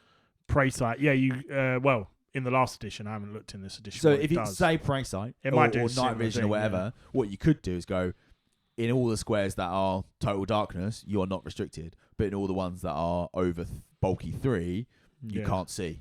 Or fuck you that way instead. Yeah. It'd be interesting. Or take a -1 to your BS or something like that. Yeah. Anyway, so rules wise, I really liked it. I ended up playing ZM the entire weekend. Oh, okay. So his 4 games were all ZM. My 4 games were all ZM. His 5 tanks that he spent time painting never saw the board. Didn't even come out of the box. Just stayed in. Yeah. So and that was choice. I chose to do. Okay. Yeah. It wasn't because I rolled or because of the place I put my. Why did you choose that? So I was really enjoying ZM. Yeah. Their ZM boards were phenomenal. Yeah. So the first one I played on was a aircraft launch bay. Oh, nice. So it had it was open. It was huge. There was like boxes everywhere. There was the blast shield, launch ramps and stuff. Yeah. Like it was a phenomenal board. The second one I played on, I'd call it more a traditional ZM, where it was like corridors. The third one I played on was a drop pod hangar bay. Okay. So it had like all the drop pods in just in tons of drop so pods again, everywhere. Very open. Yeah. Do you know, they have said that in the ZM pack when you read it, because I've done the first chunk of it. It says like you can do dense city fighting. Yeah. Do the fuck you like. You can do what you want, but these rules are in play. Yeah. So if you're playing in a dense city, the bulky things still exist because either it's thin, there's overhanging balconies, you can still smash your head into stuff. So like play a bit fast and loose, but these rules will always be in effect. Yeah. I think that's really, really cool because then you aren't stuck to only playing ZM on a ZM board. Yeah. Which is wonderful. That's smart. And the last board I played on was kind of a mix of the both. So it was very open, but there were corridors to go down. So I played on all 4 of their boards. There was only 4 of them, so I played on all of them. And the reason I picked it was because I really enjoyed my first game. Being not that confident with I wondered if that had an effect. I was like, well, I can play this. It's less to do. It's less to worry about. And I knew we were going to be doing our thing next year. So I thought, fuck it. I'm going to get really good at fucking ZM. Yeah. and learn about how it works and stuff, so that at least we kind of go into it with. It's really helpful for writing certainly the first round of missions. Yeah. So let's talk about the actual. So that was the event. That was the thing of the event. Really, really well run. Really, really good narrative. Really, really encompassing. The shop was probably the best Warhammer shop I've ever been in. Okay. Like, it was light, airy, well lit, didn't smell, had dogs. It was well stocked, not just 40k, not just GW stuff. There was like RC models there. There was like train shit there. There was like you know when you get those stores where they have loads of stuff you don't normally see. Yeah. Because like they had a whole section of just like styrofoam sheets and pipe work. And, like, all that kind of stuff. They had like so much, and it was just. Did Liam clean. just live in that aisle? Liam didn't go. Oh, Liam wasn't there, wasn't he? No. So it was just very open and very nice and approachable shop and really nice. Nice. So it made it feel better. And the back of it, the gaming section was in the back. Big glass doors, like again, really well lit, really some good modern building by really the high sound tables. Yeah, it was one of those new factory units. Yeah, really good. So, there we go. Right, so the narrative part. So, as part of the event, you had to come up with your own narrative, and I came up thinking when I was spending hours and hours painting tanks, that never got used. I need something to encourage my 30k gameplay. And so what I thought I'm going to do is every game in 30k that I play I'm going to record it, the outcome of it, as a narrative campaign. Right. So the way that I'm going to do it, for events, they'll be their own sort of complete thing. Yeah. Because it's a 4-day event, 4 games, working towards the narrative of that event. And then for when I play people like Matt, if it's just a random game, then there will be a ongoing campaign of Blood Angels versus Night Lords. And that will span however many games we have of that, or Death Guard. And there will be however many however many games we have in the edition will be this campaign that goes on between the Blood Angels and them. Yep. And then likewise, if I'm playing, I don't know, Ben's World Eaters, there'll be an ongoing Blood Angel versus World Eaters campaign, and we'll build it around a world, and then it'll be whatever happens. And that's how I'm going to record how games are going. And then you'll just need to work out where they sit in the timeline at the end to put it in order. Yeah. And essentially what will happen is at the end of 3rd edition, I'll kill my Praetor and he'll die, and that'll be it. I'll burn the models. No, you won't burn the model. No, I won't. But he will essentially die and they're retired. And then when 4th edition happens, inevitably, a new one will come along, and it will be a new narrative for them to lead, and it will be like carrying on the story of the company. Yeah, or this is a different company, or wherever you decide, right? Yeah, you wherever can go off wherever you want. Sounds interesting. Yeah, so I came up with this while I was painting models, and I thought it was a really good way to motivate me to kind of play. One thing I've struggled with 30k and the new gaming format of go here, get these objectives, 6, 7, 8, 10, 20, a million points, whatever, is that it doesn't lend itself to easily transfer into a narrative game like the other editions did. Like, don't get me wrong, the Relic mission, picking something up and running my fuck away with it, isn't exactly narrative, but I can spin that easier. Like, we're going to get those assets, or we're going to go get that supplies or whatever. Yeah. I can spin that more narratively in my head. So, a way of me encouraging myself to play 30k and to think of it more narratively rather than it being like a competitive game like 40 game. I have come up with this narrative for it, and I needed to come up with a narrative for it for my Praetor for the event anyway. So I thought, great, let's just start there. The first kind of chapter of the Blood Angels narrative is now written. It's the Melos campaign, and then, like I said, every subsequent chapter will be versus the World Eaters versus the Night Lords or whatever, and then I'll come up with some narrative for them.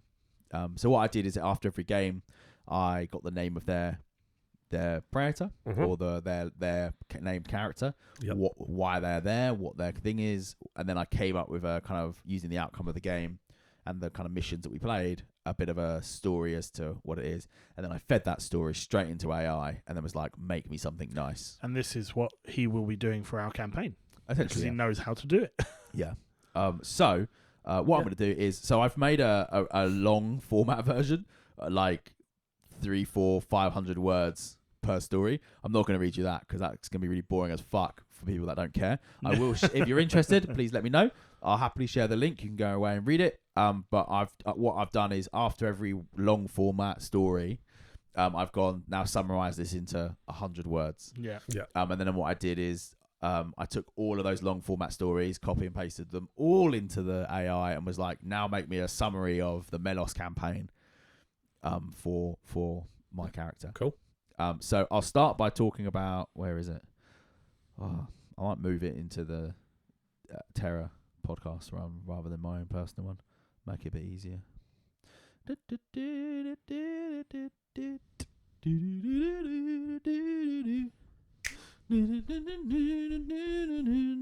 Where is it? Right, so I had to come up with a background for my Praetor. So my Praetor is called Valarius Kale. Yes. Valarius Kale. So his background, so I'll read you his background. So Praetor Valarius Kale serves as a grim and silent sentinel within the Blood Angels. Formerly the captain of the 6th Company, he is a veteran of the Siege of Terra, forever marked not by glorious wounds, but by a horrifying transgression that stripped him of all hope for redemption. His service during the Great Scouring is not a mission, but a perpetual agonizing penitence called the Blood Tax. So, the fall at Gorgon Bar. Captain Valerius Kale of the 6th Company Blood Angels was irrevocably shattered during the desperate climax of the Siege of Terra. While fighting in the subterranean catacombs of Gorgon Bar, Kale led his squad. Kale and his squad became separated and were trapped for days amidst the overwhelming forces of the traitor legions. In crushing darkness and isolation, deprived of aid, Kale succumbed entirely to the curse of the Legion of the Red Thirst. He survived by consuming the blood of the fallen, feeding the monstrous need to sustain himself in the feral state. When discovered by loyalist elements, Kale was found alive but utterly lost to the animalistic frenzy, a living embodiment of the Legion's most profound fear. Post-heresy, the Blood Angels High Council passed a harsh, binding judgment on Valarius Kale. His survival was not considered a miracle, but a tactical and spiritual liberty. He was stripped of his rank as the captain of the 6th Company, but allowed to retain the rank of Praetor. His existence was henceforth known as the Blood Tax. This judgment dictates that Kale must condemn himself to a life of perpetual punishing action. He is stripped of his opportunity for honourable release or peaceful mediation. Every battle he leads, every casualty his force sustains, is seen as a payment towards the debt he owes the Legion for allowing the curse to manifest so completely in his survival. All members of his detachment are made up of fallen brothers, sent to atone for their fall, however brief, to the Red Thirst.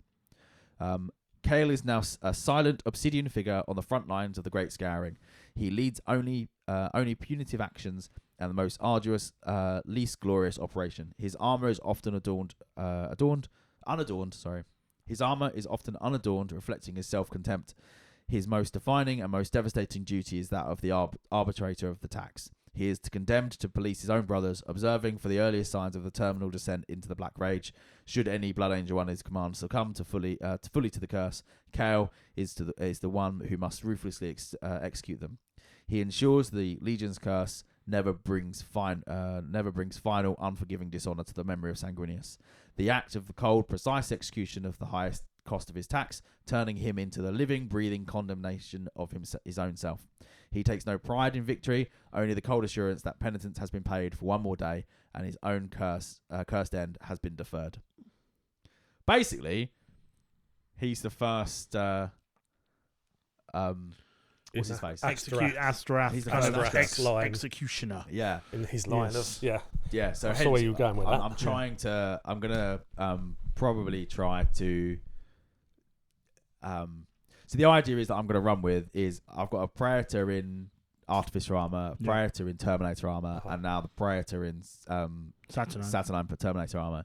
Effectively, they're all going to be him. Yeah, and just picking equipped the right for what he wants. Yeah, exactly. So what I'm going to try and do is he's very well resourced. What I'm going to try and do is take those, give them an axe rather because they've all got swords at the moment. Annoyingly, so I need to put either a bigger sword on it, like a headsman sword, or an axe or something, and have him as the first Astrath.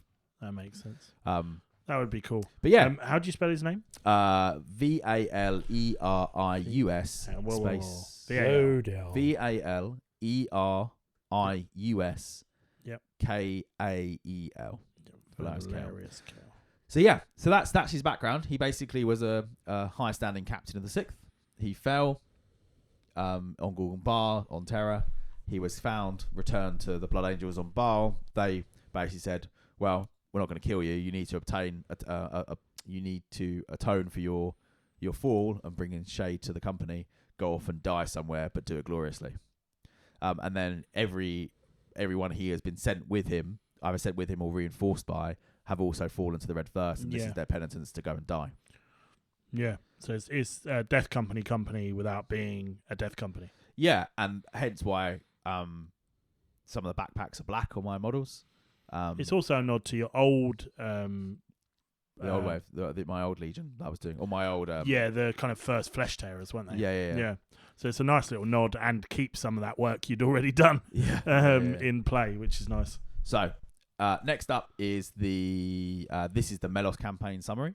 Cool. Praetor Valerius Kael's command during the Great Scouring was not merely a military deployment, it was self-imposed act of penitence, the blood tax. Having once transgressed the sacred bonds of his legion by succumbing to the Red Thirst during the horrific events of Gorgon Bar, Kael led his forces across the ravaged orbital stations, seeking continual punishing engagements to atone for his survival. His service was a desperate internal duel, maintaining a chilling focus control over the curse while leading his brothers into the meat grinder to pay for their past failings.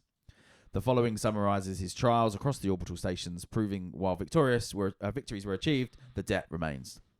So the first is and these are in a slightly different order to the actual games I played, just because it makes more sense. Well, but that's fine because it's a narrative that you're weaving, and they can be at different times. Yeah. So, part 1, the trial of attrition, Alpha Fabricator Apis. This was versus the Sons of Horus. This was against Ed. So Kael's penitence begins in the vast hangar bay of Apis 2, which is the location of the station, where he led his Blood Angels into a supposed asset retrieval, only to find a brutal ambush sprung by the huntsman Megali Arctos of the Sons of Horus. The battle was savage, and a savage lesson in futility. The sacrifice. The battle quickly devolved into an exchange of martyrs, most notably Kael's Master of Signals, who absorbed punishing blows from Arctos to maintain tactical stability. He made 6 Invuln saves in a row. Wow. From the Warlord, Ed's Warlord was that guy, and he made 6 Invuln saves against the Warlord in a row. Yeah. Pretty fucking great. So he hasn't got a name deliberately. He might now get a name. He did die. Also, he was laid low. No one ever dies in 30. Yeah. But yeah. The Controlled Fury. When wounded by the enemy champion Archeon Kion Hellblade, Kael did not fully break, but momentarily transcended his human restraints. He channeled the Red Thirst into a chilling, monstrous efficiency, crushing Hellblade in the second round of combat. Basically, I took 1 wound, and then just murdered him. every dice hit. Yeah, just full on, and then Ed failed every single one. He basically just punched him into the ground, made him flat. The cost. Though Kael secured the primary mission objectives, the energy conduits and data vaults, and slew the champion, the Sons of Horus under Arctus inflicted catastrophic casualties, resulting in a tactical draw, 22-22. Kael's victory was hollow, serving only as a stark reminder that his survival was continually paid for with the lives and devoted brothers. I got fucking massacred everywhere else. Yeah. The only hits that I had survived was Kael, the 1 squad of Terminators, and that might have been it. Every other fucker died or was running away. Next up is the humiliation and the debt deepened Jot Pod Hangar versus the Iron Warriors. Wounded and driven by the need for more costly penitence, Kael launched a furious assault against the expertly fortified Jot Pod Hangar, defended by Praetor Luthul Zuril of the Iron Warriors. This battle tested not Kael's fury, but his strategic judgment, and found him lacking. Tactical failure. Kael's eager assault across the open hangar floor was punished heavily by the pre-sighted fire lanes of Zerul's Iron Havocs, leading to heavy casualties from the offset. He murdered my entire heavy weapons team, before they did anything. Turn 1. And then he also murdered an entire what they called? Not assault marines. Assault marines without jump packs. The spoilers. The spoilers. Entire spoiler squad before they moved.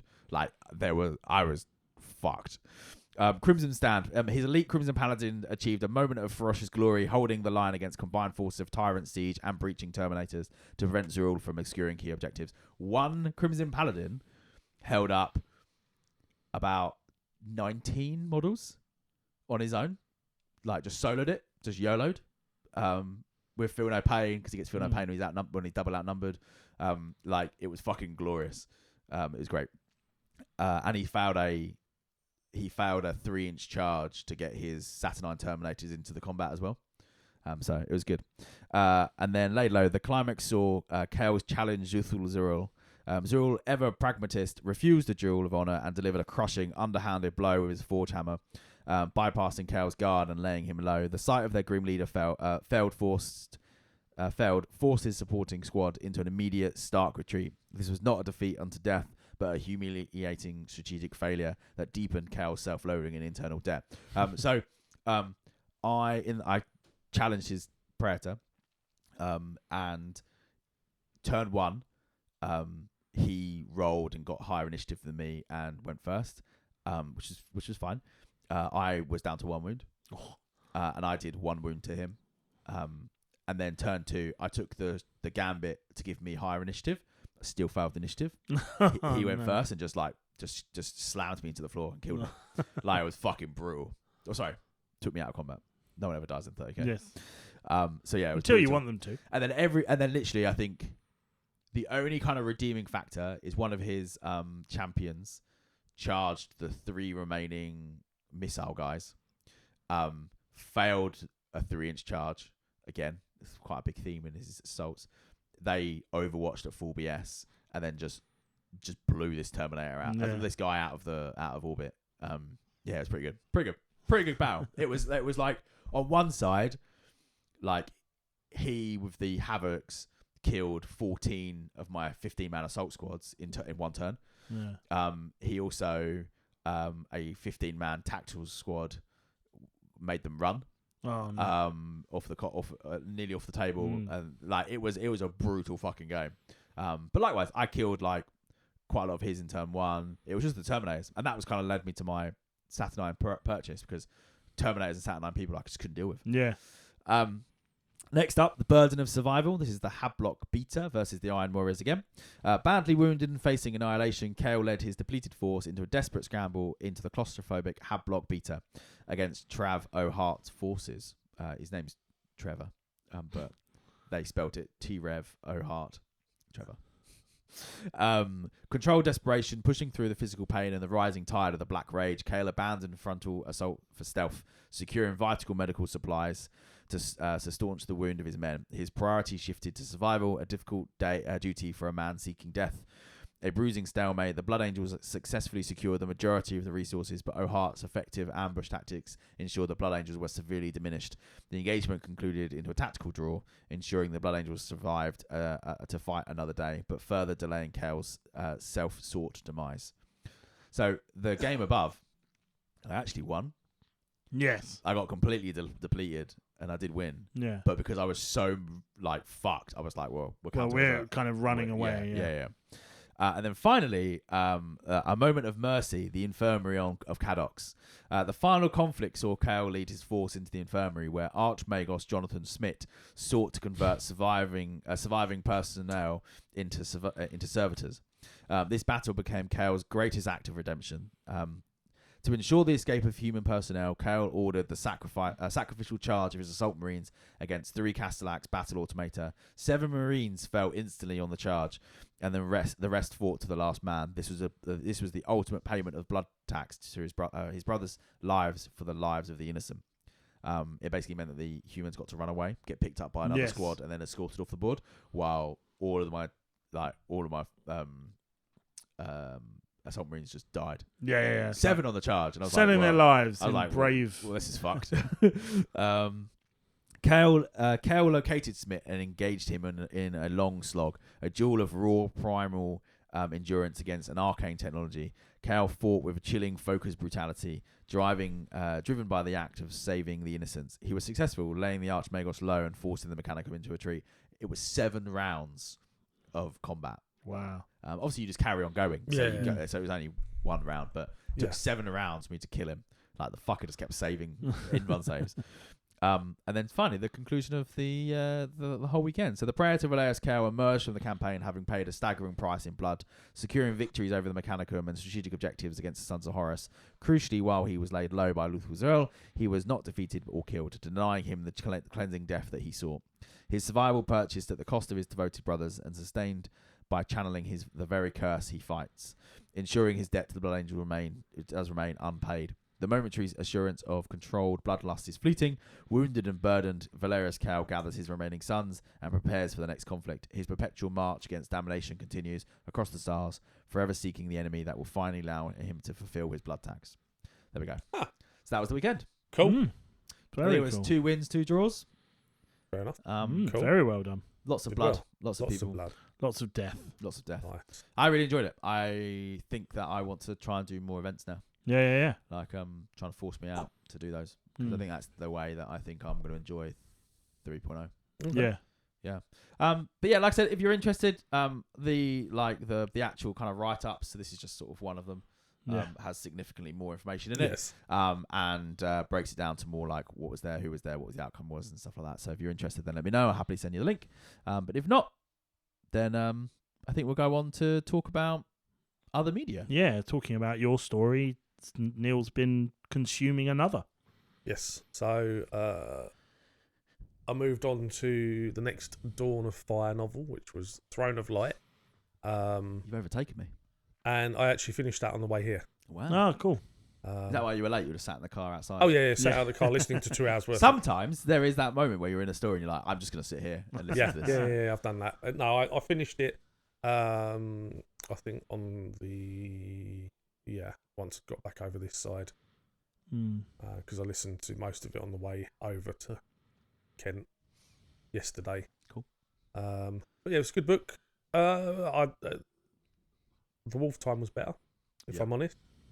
The only thing with Wolf Time at the moment, because I still haven't finished it, it's a little bit bitchy. Like, just there's a lot of like, just get on with it. Just fuck. You know you're going to accept the Primaris. Just fucking get there. Yeah. Okay. Like, Yes. Yeah. What was the other one? I've listened to another one as well. So the next one in the Inquisitor series, like Dark City and all that. It was the Dark City. Listen to that as well. That was good. It was a kind of like the end of the trilogy as such. And this is what happens to, and this is why we don't find out about this or that. So no, they were good. I also purchased the 3rd book in the Farsight novel series. I wasn't even aware there was I knew he had a book, but I didn't know there was a second, let alone a third. I didn't know Tao could read. I knew. Strange that. I knew there were 2 because I've got both of them. Yeah. And then I was sort of looking. I was like, "There's a 3rd one." Yeah. Why? Nice. So yeah. Inspire you to build that Farsight model. Yes. Amongst everything else that I need to do. Yes, indeed. More important things to do first, though.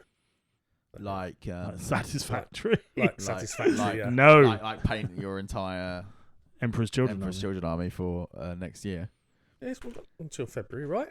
Roughly. Yeah, roughly. End of February as well, because we recorded near the end of the month. Exactly. So you So got it's loads of time. Yeah, it's fine. Don't worry about that. We'll talk about that when we've finished recording. At the speed that you paint, Neil, you can't do last week like I do. You need to start now. 2 weeks. Oh, God. Yeah. You're going to be grumpy as fuck. Oh, yes, I am. No, fix it now. Yeah. I mean, anything else about any books? Is that the next one on the list for you to the Farsight, or are you carrying on the... I think I'm going to listen to Farsight next, just so that it breaks it up a little bit. Yeah. As I have absolutely stormed through absolutely everything, I need to let my tokens build up again. Yeah, okay. I think I've got one left. I've still got a pile of books that I bought with my last load of tokens that I'm still need to work through. I need to get back on the book front. I fell off when I didn't really enjoy the start of the 3rd Assaheim, Blood of Assaheim series that I talked about a couple of months ago. I just haven't picked up anything since then. Yeah. The one thing I have done, which isn't written down, is when I was starting to write my like mech list and stuff, I started looking to online, like YouTube videos, and I found a guy on Instagram that when the Mechanicum book came out, the Liber, kind of broke down in like mini episodes on Instagram, and that was quite bite-sized, and I just kind of listened to those in the background every now and again, and that was quite helpful, and it just reminded me that actually the tools that we have available to like make lists, work out what's good, what works, any restrictions that we might have missed. There were one or two things that like this guy said on his videos that I was like, oh, I hadn't thought about that. And so that was really, really good. So just, I guess, encouragement that if you're finding yourself getting stuck or unsure where to go or how to progress an army or learn rules or whatever else, there are so many tools out there. I'm sure there are bad ones, but hopefully you can find the good ones. And if you do, let us know what they are. But if we've not got anything else to add for other media, we should probably round off our Legion of 3, take a quick break, and come back with Operation Kill Team. Yep. Yeah?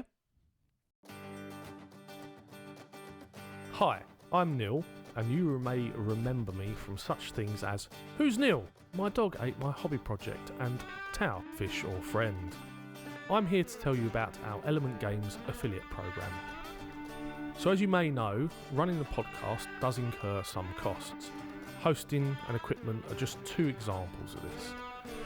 To help with these running costs, we have signed up to the Element Games Wargaming Web Store affiliation program. This is where Element Games provide us with unique links to their web store, and if you use our links, then we get a percentage of what you spend, big or small, to help run and improve the podcast.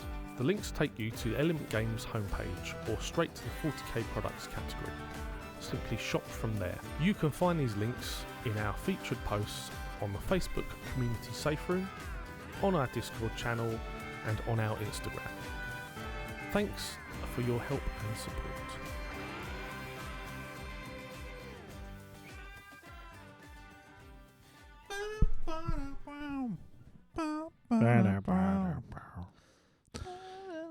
Hello, welcome back. Yes, welcome back. So this is Operation Kill Team.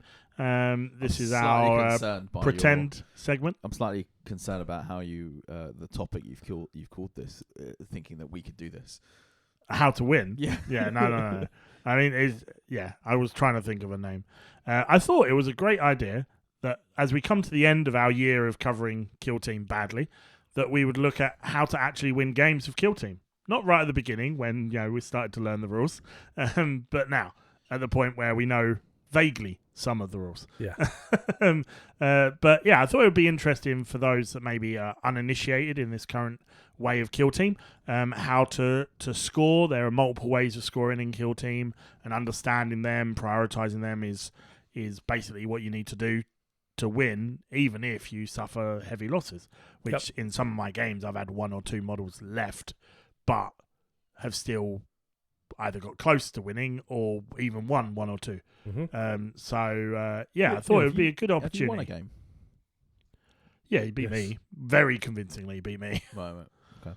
I just absolutely murdered him. I was so murdered. It was like 3 action or turning points rather than 4. I just was dead. It was gone. Oh. But yeah, so we're looking at the Approved Ops Card Pack 2012. 2012? What?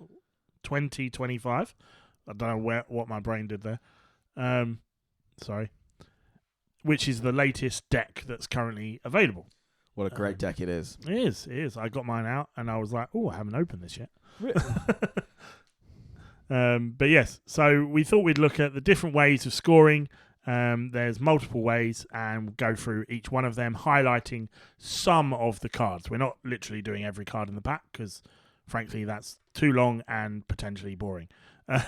So we're just going to look at some of the stuff that helps you to score victory points in Kill Team and discuss them. So the first one is Kill Op. Shall I take that? Yeah. Sure. So Kill Op is probably the easy way to explain it is you kill the enemy operatives and then you get kill points or kill grades off the back of killing those. Now there are 5 of these grades, and every time you go up 1 grade, you gain a VP, and you also get an additional VP at the end of the game if your kill grade is higher than your opponent's. Which is different in this set than the previous one. Yeah, and I think what's great about this is they effectively have a table. So Neil, how many guys are in your kill team? It's either 11 or 13. How many are in your, Matt? 6.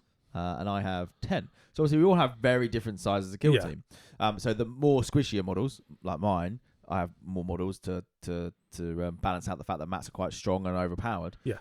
So it has less of them. So how do you balance that? Because Matt is more likely with his super elite units, like the Space Marines, only have 3 in those ones. No, they're like 5 or 6. So most are around that number of the bulky guys. So they how do you balance kill points? Because it's going to take more of my guys to kill one of Matt's, and probably it's easier for Matt to kill mine than it is to particularly with those pesky blast rules. Exactly. So the way that they do it is they have a table. So you have the kill grades across the top, so 1, 2, 3, 4, 5, and then you have the starting number of enemy operatives. Yeah. So for example, you said you start with 6. So in order to get kill grade 1 of Matt's, I need to kill 1 operative. Yep.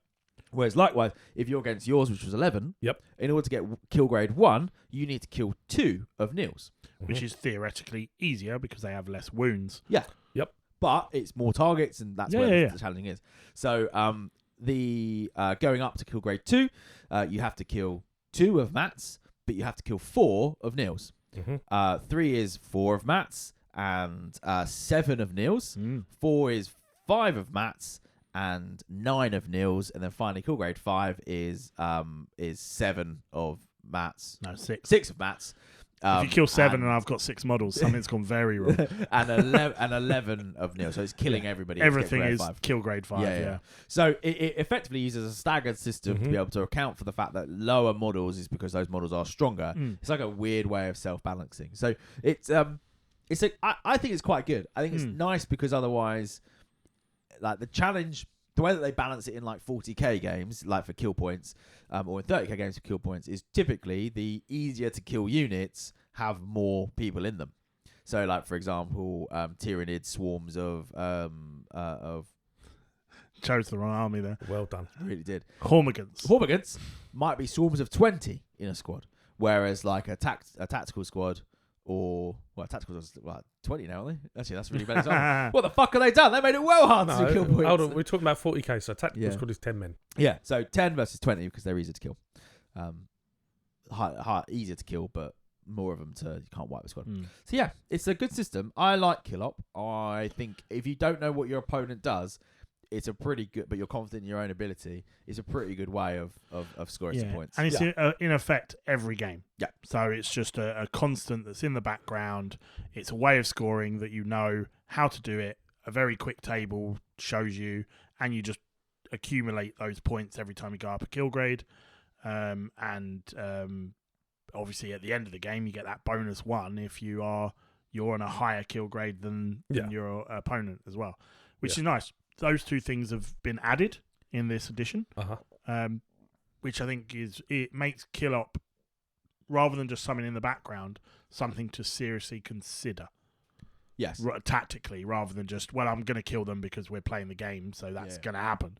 It's like, no, but you can get these extra. And some armies are better at just killing people. So like your blast rules are really good at killing large hordes. So maybe if you're fighting someone where they've got high model count because they've got lower saves, actually Kill Op might be the one for you. But if you're playing against, say, Space Marines where they've got to be harder to kill, maybe similar numbers. Maybe you don't pick Kill Op as your primary. Primary, which we will get to primaries. I put that at the end because we're going to talk about them. It works. Although it says primary op, it's technically the last thing you think about. But yeah. Crit Op. Yes, so Crit Op. These are like primary missions in 40k. Both kill teams are trying to achieve this op, and this is always an objective-based scoring method. There are 9 different ones in this current pack, which is cool. It allows for a bunch of unique opportunities for your games and them to be different. So although you're going for the same objectives in terms of there's an objective in the center and an objective over there and an objective over there due to your map layout, they are very, very different. Oh, we're going random. So what I thought would be interesting is we will pick one each from the 9 and just go through what those are to give an example of what a crit op is like. Is it every crit op has a mission action? Yes, so the action is how you score, basically. Right. But it obviously costs an action point or more, depending on the card you're holding, to get those victory points. Nice. So it's just a way of spending, or it means you can't gain an objective while still being able to shoot and stab and everything. It's a choice. It's a choice, which is quite cool part of the crit op. Neil, you're going to start us off. I do need to know what ones you two have, so I don't choose them. I've got 3. I've got number 6. Cool. Neil, kick us off. So I have picked energy cells. So for those of you who don't know, it gives you the crit op, it gives you the name and the number. So this is number 6, energy cells. Then gives you your additional rules. So for the additional rules, operatives can perform the pickup marker action upon each objective marker in the following turning points. So on turning point 2, you can do this, but you must spend an additional 2 action points. That action cannot be free, and its AP cost cannot be reduced. That's quite hard to do. I think my orcs are all 2 action points. Sorry, say that again. So you can attempt to pick up this marker, the energy cells, in turn 2. Yep. But it costs an additional 2 action points. Oh, in addition to the pickup one, because pickup's 1 action point itself. So if you've got 3 on turn 2. On turn 2. So I'm assuming this is going to be a sliding scale that gets easier. Yes. So like sergeants, my sergeant's the only one. Yeah. My leader, I think, is the only one who will be able to do it on turn 2. Okay. So you also need to be on the objective because you can't spend an action point to get there and then do it because you need to. Yeah, it's not. You don't do it on turn 2. How many points is it worth? It's just. We'll get there. Scoring. Yeah. Slow down. Fine. Slow down. So on turn 2, it costs 2 action points in addition to whatever the pickup marker thing. I guess the benefit would be that you would get it and away from the opponents early. I'm just trying to think if it's worth more earlier. Then that would make you do it. Why would you do this? I guess it's to pull it back away from people. Potentially. So next, you can then do it on turning point 3, and the additional spend is reduced by 1, so it's an additional 1 action point to be able to pick it up. Okay, so 2 action points. Yeah. And then turn 4, or turning point 4, you do it as normal. So it's just 1. Just the 1 for the pickup. And then whenever an operative is carrying an objective marker, that operative cannot be removed and set up again more than 6 inches away. Okay, so you can't. Yeah, so you can't just disappear. Some things do like deep strike, sort of deep strike. Like I can't use my jump packs. Yeah, you're Quillon guys. Yeah. And then all the Vespids. Anything with you can't wings, just like fluck off to the corner. Yeah. And then the victory points at the end of each turning point, if friendly operatives control more objective markers than enemy operatives do, you score 1 victory point. Nice. So that's the bonus of getting it early, because you can score a victory point at the end of turn 2 if you're the only one holding one. Yeah. At the end of the battle, for each objective marker friendly operatives are carrying, you score 1 victory point. Nice. Yes. Cool. So that's that one. Cool. Should give that back to you. So I'm jumping in next with I pulled Stake Claim number 5.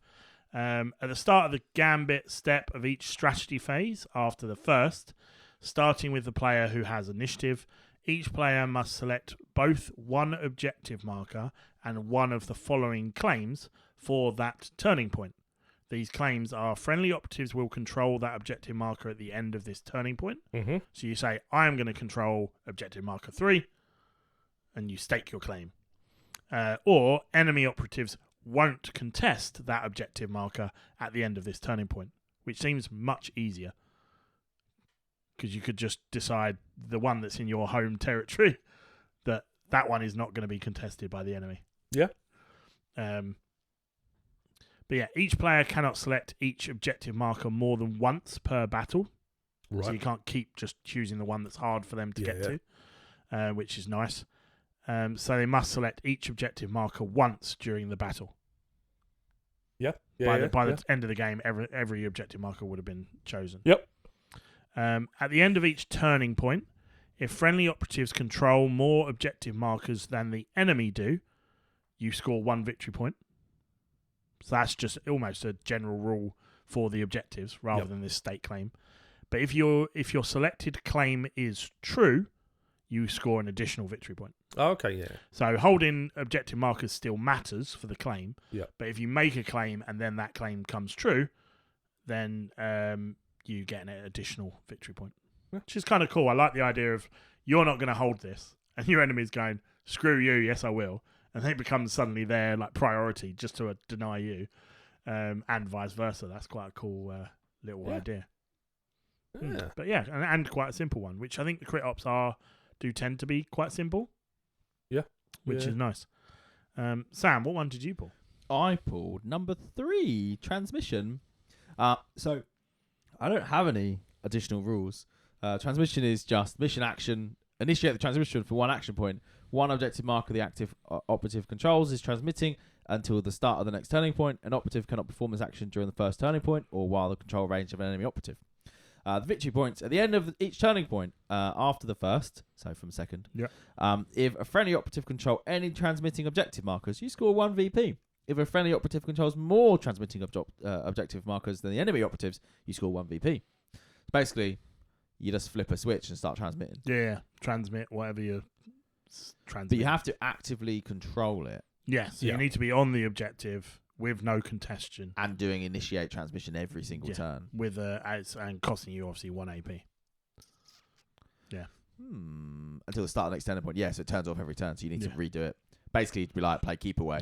Click, click, click. Yeah. But you've got 1 action point free, so you're probably able to shoot at least. Yeah. But then you are out in the open potentially getting nuked. I think that's quite a tough one. Yeah. I think it sounds really, really simple. Yeah. But it's one of those really hard ones to do. Certainly every turning point. How often are you actually just left alone? Yeah. With your very low model. It's a very small board as well. Yeah. No, but I thought I'd go one of the more simple ones just because, you know. Yeah, no, it was good. And then we get to probably the more confusing one, which is a TAC op. So TAC ops are when you can separate what each player is kind of trying to achieve. Yep. So far, kill op is in effect for both, crit op is in effect for both. But a TAC op, each team has a number of archetypes to their list. For example, the Wrecker Boys that I run are Seek and Destroy and Recon. Yep. So they are the 2 kind of archetypes that I can choose from. These give you access to the various TAC ops that your kill team are aiming to achieve at first. And in secret, you choose 1 TAC op from one of your 2. Most armies have 2 archetypes. And you get to choose 1 and secretly play that. Well done. Until, at least in the last pack, which I haven't read these ones yet, you revealed it at the time you first score this TAC op during the turning point. But yeah, so there's 4 different brackets of TAC op. There's Recon, Seek and Destroy, Security, and Infiltration. Each kill team has at least 2 of these. And there's 3 cards in each type of TAC op. So 3 for Security, 3 for Recon, etc. You only choose 1 for the battle. And you get to obviously do that just before you start your first turn. So you can see what kill team you're playing. You can see the objectives on the board. You can work out which one you want to access.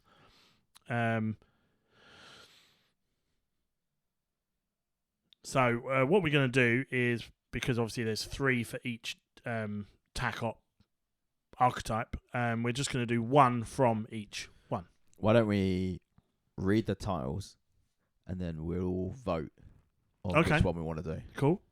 Go first. Go on. You've got one. All right, so I got Recon. Okay, I will put that away because you're doing Recon. Yeah, Recon. So I have Flank, Retrieval, Scout Enemy Movement.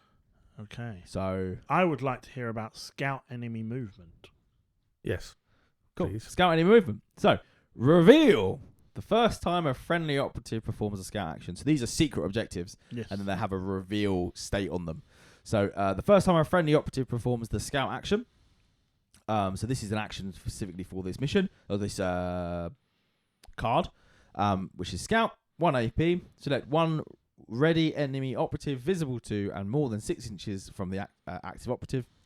That enemy operative is now monitored until the ready step of the next strategy phase. An operative cannot perform this action while it has engaged order during the first turning point or while within control range of the enemy operative. Victory points. At the end of each turning point after the first, for each monitored enemy operative that's visible to a friendly operative, you score 1 VP. Note, this doesn't have to be a friendly operative that performs the scout action. You cannot score more than 2 VP from this op per turning point. Okay, so there's no point doing it more than twice. No. Well, it is. Per turn. Yeah, Well, I suppose you could die. You do it, and if they die, then at least you've got more opportunities. It's only the guys that you can see, right? So visible to and more than 6 inches away from the active operative. Yeah. Well, I mean, to be honest... So you might want to do it 4 or 5 times, because if they move out of sight, you can't use those guys to get the points. Yeah. I think it's kind of cool, kind of hard to do. I think you have to have a lot of models that probably want to stay back more, because it has to be over 6 inches away. So if you've got like a more shooty army, then this would work. If you've got more of like Ben's, the OP ones, Goremongers, then he doesn't have much shooting. He favors close combat. So actually this one he probably can't actually access this one because it's a recon one. But it would definitely favor a more shooty army. Yeah, 100%. Cool. 100%. Neil, would you like seek and destroy, security, or infiltration? I'll take infiltration, please. Infiltration, there you go. And then you can read us out the titles. Okay. Oh, there's only 3. Yep, 3 for each one. Cool. Okay, so we have got steal intelligence, plant devices, and track enemy. I feel something we all need to do once in our lifetime is steal intelligence. Sure. Yeah, I'm against that. I was wondering about planting devices. Sounds fine, but I'm more than happy to steal some intelligence. I could do with some. So, the reveal is the first time an enemy operative is incapacitated. Oh. So, whenever an enemy operative is incapacitated, before it is removed from the kill zone, place one of your intelligence mission markers within its control range. So, 1 inch. A little disc. Yep. Friendly operatives can perform pickup marker action on your intelligence mission markers, and for the purposes of that action's conditions, ignore the first intelligence mission marker the active operative is carrying. In other words, each friendly operative can carry up to 2 intelligence. There we go. Right, sorry, yeah. So each operative can pick up 2 intelligence mission markers, or 1 and 1 other marker. Yeah, okay, yeah, because there's lots of markers in Kill Team. Yes. So if you've picked up an objective from the crit op, like we read earlier, you'd only be able to pick up 1 of these because you're already carrying an objective. Yeah. And then victory points at the end of each turning point after the first. If any friendly operatives are carrying any of your intelligence mission markers, you score 1 victory point. At the end of the battle, for each of your intelligence mission markers friendly operatives are carrying, you score 1 victory point. Wow. Actually, that makes sense. You can carry 2 of them, because otherwise you might have like 1 guy left, and you might. Yeah, you won't be carrying them, right? Yeah. That's a bit of a weird one. I think that's tough, that one. That's all. It sounds very like it's kill, get to them, pick up the marker, run the fuck away. Yeah, you won't be picking up many, like 100%. And only 1 VP compared to the last one, which was more. I mean, it sounds it's picking it up and then keeping your guy alive, so he's carrying it at the end of the game to give you even more VP. So it sounds like the TAC ops so far are more specific, obviously, but harder to achieve. Well, when you think about the one you pick for your primary op, all right, killing people isn't always easy, but you potentially could get 6 VP from that one alone. Whereas this one, to get 6 VP from this one is going to be tricky. Yes. Yeah, it will be. Right. you're going to do the second. I'm going to do the next one, but you're going to do the fourth. So would you prefer to do security or seek and destroy? I'll do security. Okay, so I shall do seek and destroy. So we have sweep and clear, dominate, or rout. I do like to be dominated, so that's that one. Yes, you do. Yes, we'll go dominate. Dominate. Okay. Help So me, Mummy. the reveal for dominating is the first time an enemy operative is incapacitated by a friendly operative. So I guess that's clear in case you blow yourself up. Like, has to be by one of your friendly operatives that they've been downed. Yep.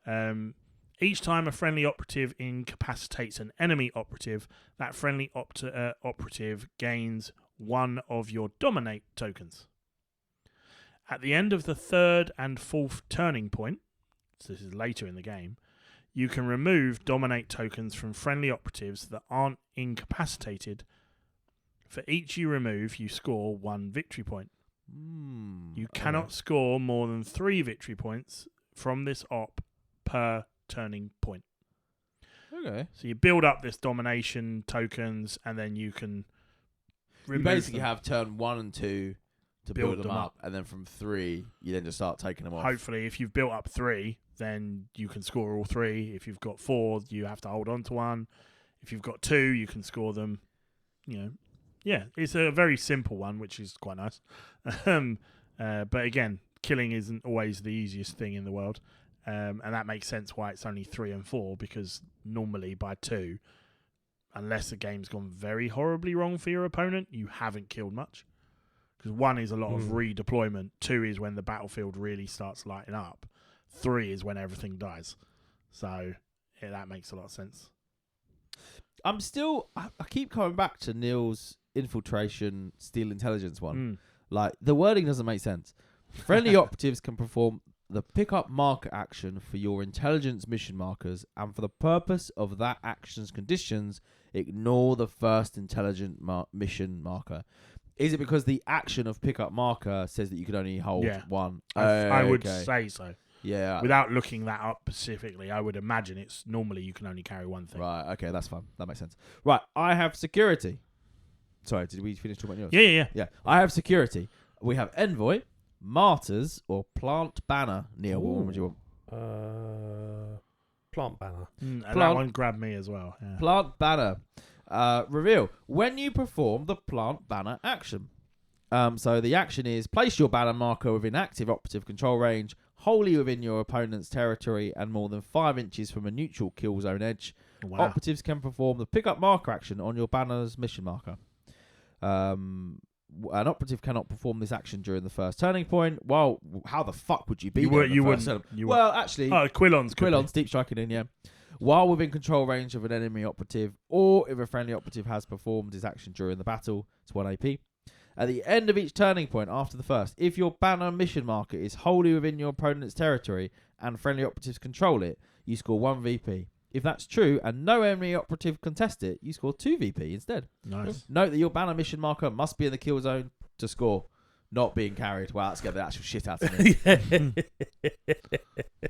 Sorry, none of you are going to understand this because this is going to be moved. Free! I've got a brand new combat officer. We'll give you the key. Bum, bum, bum. I want to get sued. Right, so essentially, you deep strike into the way I see we do it with Quillons is you set up from space turn 2, deep strike in, whack your banner down, and then just deep strike around it, and then be like, hold it. Yeah, it basically becomes a very critical objective. Yeah. The one cool thing as well is enemies can contest it, you still score the VP. Yeah. It's only if they're not contested that it's 2. Okay. Yeah. So you can be in combat on the banner. That's amazing. And still score points. Do it's I just, have that? You don't That might want, be the one I picked. You just don't want the banner to fall. The challenging thing would be is getting it to the enemy's deployment zone. Yeah. Like, especially if you don't have the ability to deep strike or fly or anything like that. Yeah. The getting there is going to be the hardest really tricky. And obviously you need to then stay alive on it, because if you're not there to control it, you don't score anything. Yeah, cool. It's not just, it's there. You need a guy on it to score, who's kind of holding it, I guess, is the idea. Also, you don't score it while it's being carried. So even if your guy gets there, if you don't plant it, so it's physically on the board, you're not scoring. Right. So you're going to have to get there and spend an action point to put it down. Yes. Which makes complete sense. But it just means it's even harder to achieve. But, I mean, if you can do it and get it in a spot, it doesn't need to be dead center. It just needs to be 5 inches from an edge. So you've got like a little square in the middle that you can get it in. If you can find a decent enough spot where you can have a guy on it and keep the enemy away, 2 points a turn, basically, after the first. That's pretty nice. Pretty good. So, yeah. Cool. Well, there's a bit of a flavour about the TAC Ops, and it does give you that uniqueness to your kill team, and they're trying to achieve their own mission on top of the standard one that you get from Crit Op, and everyone wants to kill stuff, right? Which is quite nice. The last thing you do just before you play the game is choose a primary op. So all this is you have 3 cards. Each player has the same 3 cards that say Kill Op, Crit Op, or TAC Op. And you secretly decide this and put it to one side. Put a dice on top of it or whatever so it can't be changed, all that above board stuff. And this then gives you a bonus to your score at the end of the game. So you play the whole game with that hidden, and you may go, right, I'm playing a weak but many-bodied kill team. Do you know what? I'm going to go for Kill Op this turn. Or my TAC Op, I think I can really achieve it. Sam's come up with a great tactic for planting that banner. So he will go for that and select TAC Op on his primary op card. And then at the end of the battle, you reveal this, and the player scores an additional VP equal to half, rounding up, of what they scored for that particular chosen op. So, and this is on top of the maximum you can score for each op. So it's worth noting, maybe we should have said this right at the beginning, you can only score a maximum of 6 VP from each op. So, that's why the kill grade works the way it does. I think it's virtually impossible to score more than 6 on them. Yeah. There might be 1 or 2 occasions where you might score 7, but actually it will always be capped at 6. Mm-hmm. But this doesn't include those additional points from the primary op. So if you had a close game, you could find that your primary op choice right at the beginning of the game is what wins you the game. I've found that it's either been really, really important what you picked or doesn't pay any point because you've been absolutely murdered by a bunch of crew. Yep. For example. But yeah, so it's just, you've chosen your TAC Op, you've got your Crit Op, you can see the board, you know the enemy you're playing, so you can kind of judge the kill, what you think you might be able to do. And your best guess is betting on one of those 3 to give you the most bonus points you can get. Mm-hmm. So yeah, I think that's a really cool little feature as well, just to kind of tip you over the edge of your opponent. It means probably drawing is very, very difficult, if not virtually impossible to do. Yes. Yeah. So yeah, and that's scoring in a kill team game.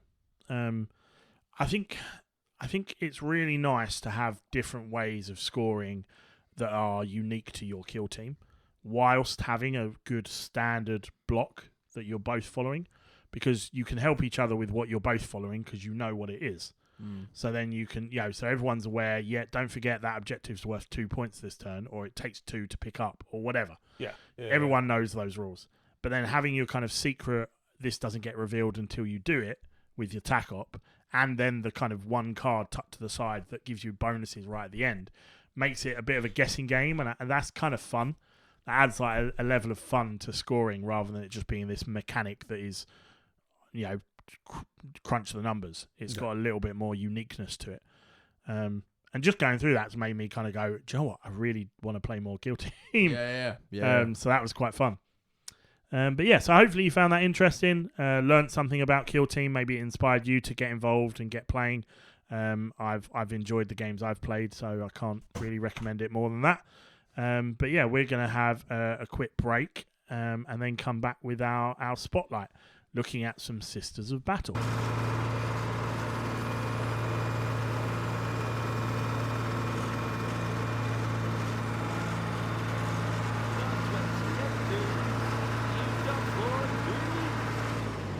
a brand new combine harvester, and I'll give you the key. Alright there, my lover. Sometimes farming is hard work, and I need a midweek break. So we started Mike's Midweek Hangouts, as a midweek haven from the hustle, bustle, and loud noises of the farm. These gatherings are held in Facebook rooms. You can join from the link found either in the Adeptus Terra podcast safe room or found in the Hobby Hangout channel on the Discord. If you want to get some midweek hobby progress in, why not grab your scrumpy and join Mike on a Wednesday from 8:30. See you there, my lover.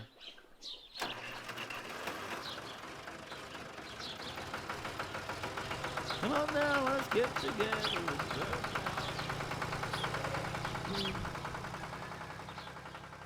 Welcome back. This is the Spotlight, and this episode we are looking at the Convent Sanctorum of the Sisters of Battle. I think we may have covered one or two orders over the years of the Sisters of Battle, but they are a faction that we haven't spent that much time on. So I thought we'd take an overarching look at one of the two primary convents within the Adeptus Sororitas. The first one is the Convent Prioris, I think it's, or Prime something, which is based on Terra. And then you get the Convent Sanctorum, which we're going to focus on in this episode, which is located on Ophelia 7 in the Segmentum Tempestus, which if you want the kind of map of the universe, it's kind of not quite the furthest away, but it is stretched across the universe. So you've got Terra at kind of one end, and the Tempestus is not quite at the other end, but is far off. So it's kind of the 2 points where the Adeptus Sororitas are based and have their sway over all of the Imperium. That's how they spread out their different orders. So the convent was formed during Ecclesiarch Sebastian Thor's reformation of the Ministorum, and following this transformation of the remaining 4,000 daughters of the Emperor into the Adepta Sororitas. This was split between Terra and Ophelia 7 into the convent. Ophelia. My heart, oh God! breaking my heart to pieces. I thought you were going to sing Taylor Swift. What's that? That's a new album, isn't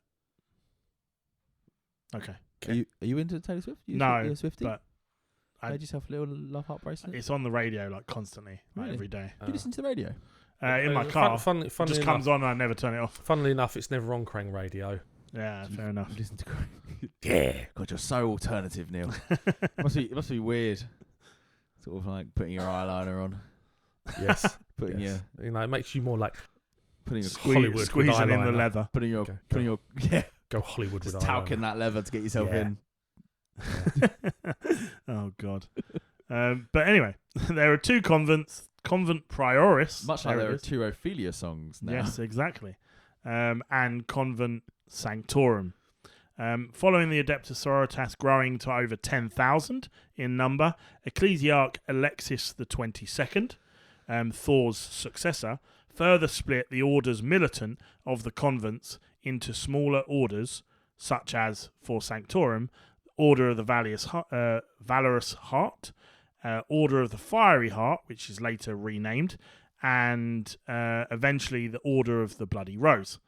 The Convent Sanctorum itself is a large fortress that acts as the religious, administrative, and military heart for each of these orders that are part of the convent, and currently can accommodate 15,000 warriors in each of their cloisters within the fortress. So, big old building, church building, full of cloisters and hangar bays and angry nuns with guns. So we're going to look at the three militant orders. There are other orders like the Orders Hospitallers, which are obviously like their medic. Make the tea. Oh, they're the medics. Yes, the Order Hospitallers. But there's nothing really noteworthy of those small orders. What? They just fix people, nothing really. Yeah. No, well, it's just they're like evil. literally when you look up the orders themselves, it just is a sentence that say they're part of the Convent Sanctorum. So they were there. Yeah. So we're looking at the three main militant wings of the Convent Sanctorum, and we've taken one each and given a bit of a background. So I think Sam's kicking us off with the Order of the Bloody Rose. Bloody Rose. Bloody Rose. Bloody Rose. That's what I Their hear. colours are blood red power armour and black cloaks with white linings. Oh, it feels like they might want to be Bloody bloody Roses. angels. Oh, that could be fun. Or Raven Guard. Raven Guard, yeah, maybe. No, not Raven Guard, Blood Ravens. Their order is well known as the Executioners and their conviction to bring swift end to their enemies. Consequently, Dominion squads of Bloody Rose are particularly renowned for their mission, and order convictions make for ferocious assaults by their squads. From the moment a sister joins the order, she is taught to foster and harness her most violent impulses. Oh man, I get that. Litanies of heretical deeds are burned into their minds of recruits, filling them with hatred. Prayers that would... Hatred leads to anger. Anger leads to hate, and hate leads to the dark side. What's the saying? Go on, you got it. Anger leads to hate. You have Hate to say it leads like to suffering. Yoda. You have to say it like Yoda. No. Anger leads to hate. Hate leads to hate. Hate leads That to was good. suffering. So that one time I pulled off a Chewbacca impression. No, Tuscan. No, now it just sounds like Tuscan Sand Raider. Anger leads to hate. Hate leads to suffering. Hey Siri, what does anger lead to? It's gone. I was trying to phone someone. Perfect. Fucking hate Siri. Sorry, Siri. Anyway, back to the hatred. Prayers that would be whispered in silence by other orders are bellowed loudly by the Bloody Roses in place of meditation. They learn to enrage themselves. I fucking love this order. On the battlefield, the Bloody Roses advances with disciplined maneuvers, using weight of fire to gain an advantage over a flank or employing feints to draw their enemy into overcommitting. As soon as their foe is in range, they charge into their lines and engage in bloody melee fueled by rage. And through the order, though the order has committed a significant portion of its forces to war zones along the Great Rift, the majority of its forces are battling in the galactic south. A conflict of note of the Order of the Bloody Rose would be when the entire order participates in the Theric suppression, at the time numbering 12 Battle Sister squads, 6 Retribution squads, 4 Dominion squads, and 3 Celestine squads, and 1 Repentia squad. The Sisters were said to be instrumental in scouring the hives of all heretics. Or just all people. All people. Yeah, because they're all heretics, right? Yes. They're not part of the convent. They're all heretics. Fear leads to anger. Anger leads to hate. Hate leads to suffering. And suffering leads to the dark side. Well, they all lead to the dark side. Yeah. It's like a happy waterfall. Yeah, a happy waterfall. Which leads us on to the Order of our Martyred Lady, which was originally called the Order of the Fiery Heart, and their first leader and patron saint was Canoness Catherine, who led her order for many decades before being murdered by the witch cult of Menestrus. So moved by her death were her sisters that they changed an order's name to the Order of our Martyred Lady in her honour. You got to be very for your whole order to be name changed. Yeah. Like, she must have been a strong woman. Yes, indeed. Funnily enough, they have black armour with black coats that have a red line, cloaks that have a red lining. You know, because let's go with either red and black or black and red. Very exciting. There's only so many ways you can paint hate. Paint hate. Paint hate. Yeah, exactly. Jeez, that's a hard sentence. So red is used for the weaponry, and then they use white for insignias. Oh, okay. You know, standard. The order has determination beyond even their fellow sisters of the other orders, forever driven to avenge the death of Catherine and their sisters who fall in battle. To their enemies, they are not known for mercy, but instead for thorough and utter destructiveness. Since the death of their matriarch, the Order of our Martyred Lady has developed a cult of martyrdom that is unparalleled amongst the sisterhood. All sisters are taught that to die serving the Emperor is the purest fate his servants can hope for. But amongst the sisters of our Martyred Lady, this ideal is expressed so fervently that it can appear to be to the uninitiated as though they are suicidal. Just throwing themselves into battle because it's the purest death. Exactly. Along with all their dedication, the Sisters of the Order of Our Martyred Lady also dye their hair white in honour of St. Catherine, whose own hair turned white when she was standing before the Golden Emperor of Terra. So the legends say. Mm. They're a bit obsessed at this point, aren't they? Mm-hmm. Like, we were the Order of the Fiery Heart, and then our leader dies, and so we're going to go all black and dye our hair white and change our name, and just because she was so great. They're like mega stands of Catherine. Yeah, but it explains why there's certain picture sort of imagery within Ephraim Stern, first heretic saint. Cool. Okay, that explains a lot. Yeah, and why often when you see a lot of the artwork and painted models even that GW do, they are often this kind of colour scheme with the white hair and everything else. Yeah. So the forces of the Order have been heavily involved in the Third War of Armageddon. They aimed to protect lone worlds from attack and strongly regulate the lives of those under their jurisdiction and that of the ecclesiarchy. Their power comes from the great sanctorum. I thought you were going to say the power comes from hate. Then the power comes from hate. No, the power comes from the great sanctorum of Saint Catherine, which is built within the high walls of the Hive Tempestora, which is also a centre for ecclesiarchal activities on Armageddon. That's a mouthful. Yes. Their positions were assaulted by orcs emerging from vast submersibles from the boiling sea. Can I just say, the idea of trying to picture in my mind an orc submarine is crazy. Sounds fucking terrifying, doesn't it? It sounds like it happened in Hell's Reach. Yeah. Funnily enough, a book we did many. Yeah, but it's hilarious. Like, it's just, I don't know, I just picture almost like a balloon just surfacing. Like, almost like it just has to go up. The water pushing it out. I don't know. Yeah, actually, yeah, maybe. So yeah, their positions were assaulted by orcs emerging from vast submersibles from the boiling sea.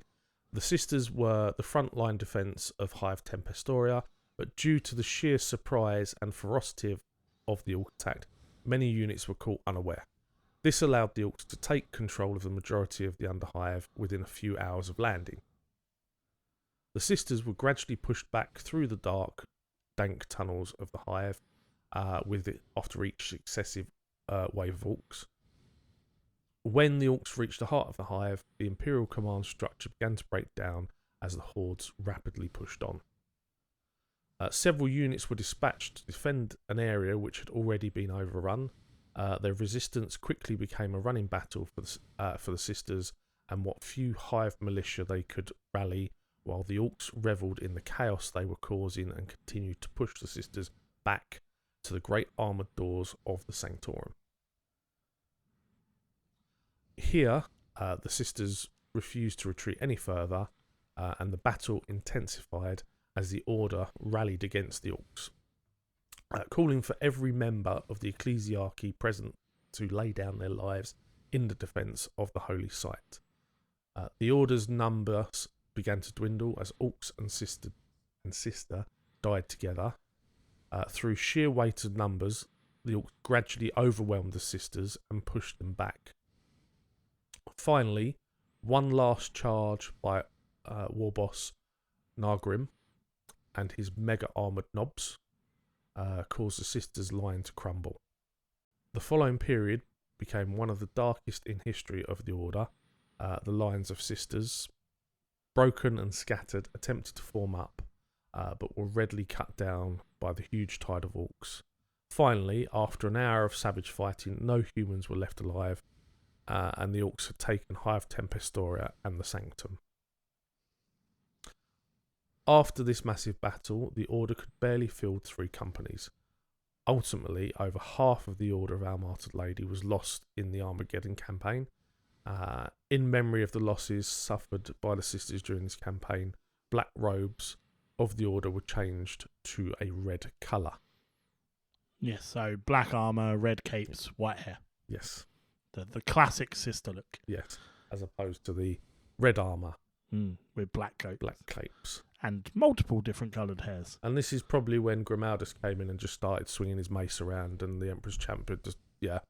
Yeah. So lastly, we have the Order of the Valorous Heart.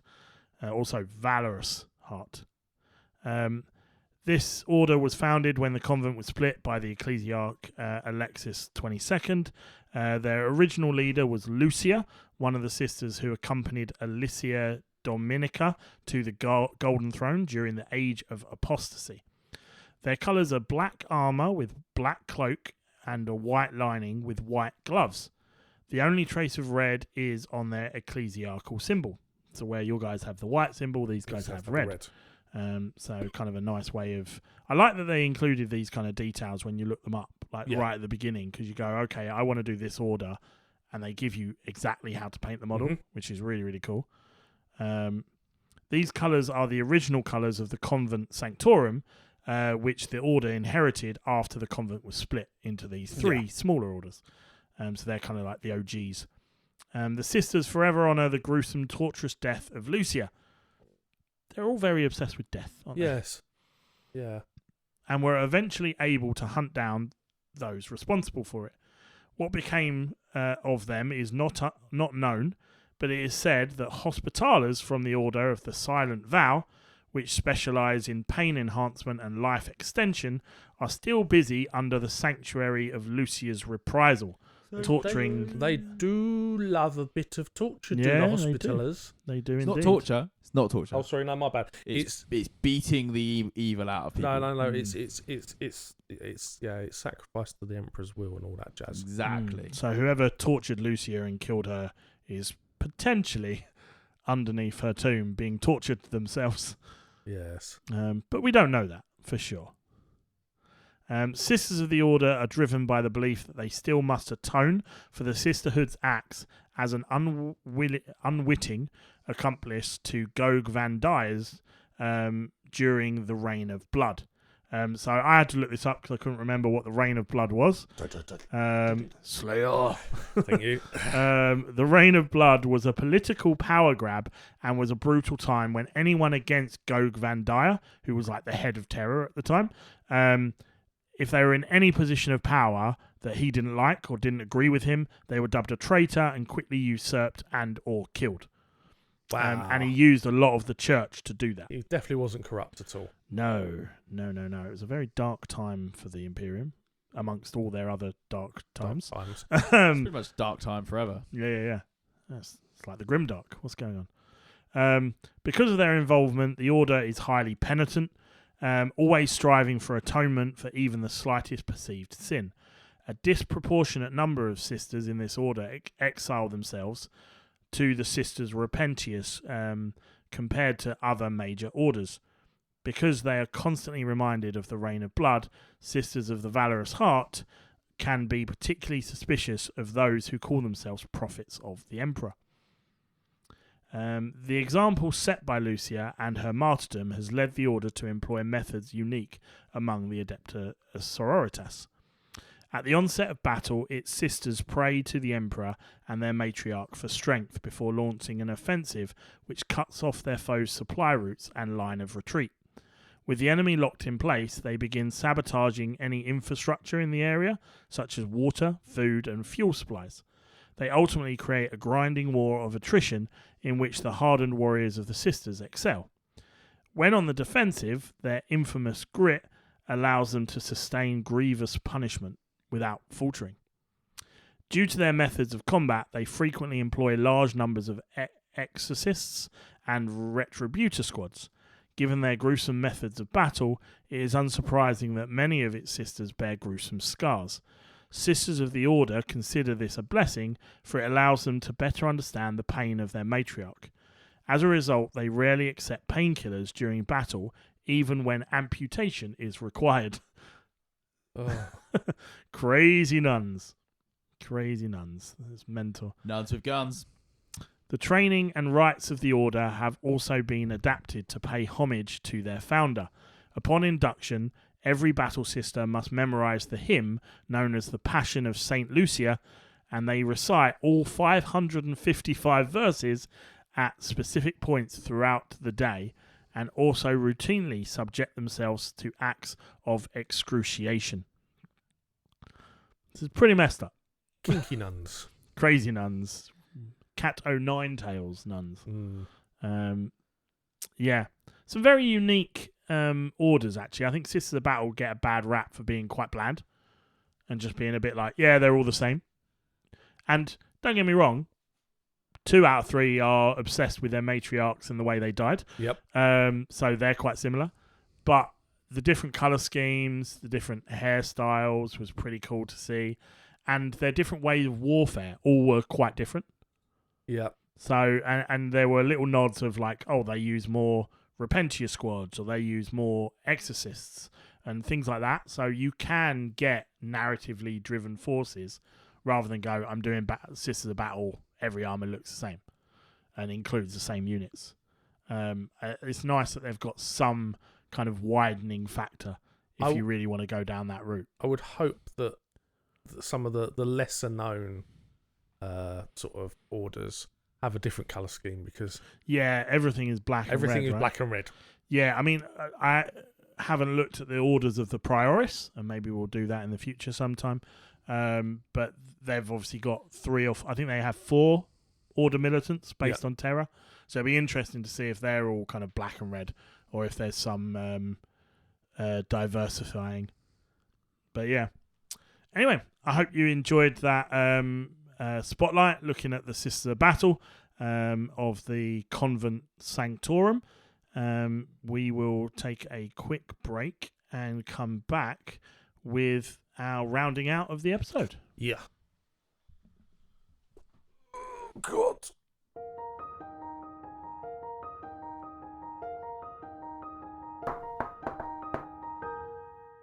Do you want to paint some models?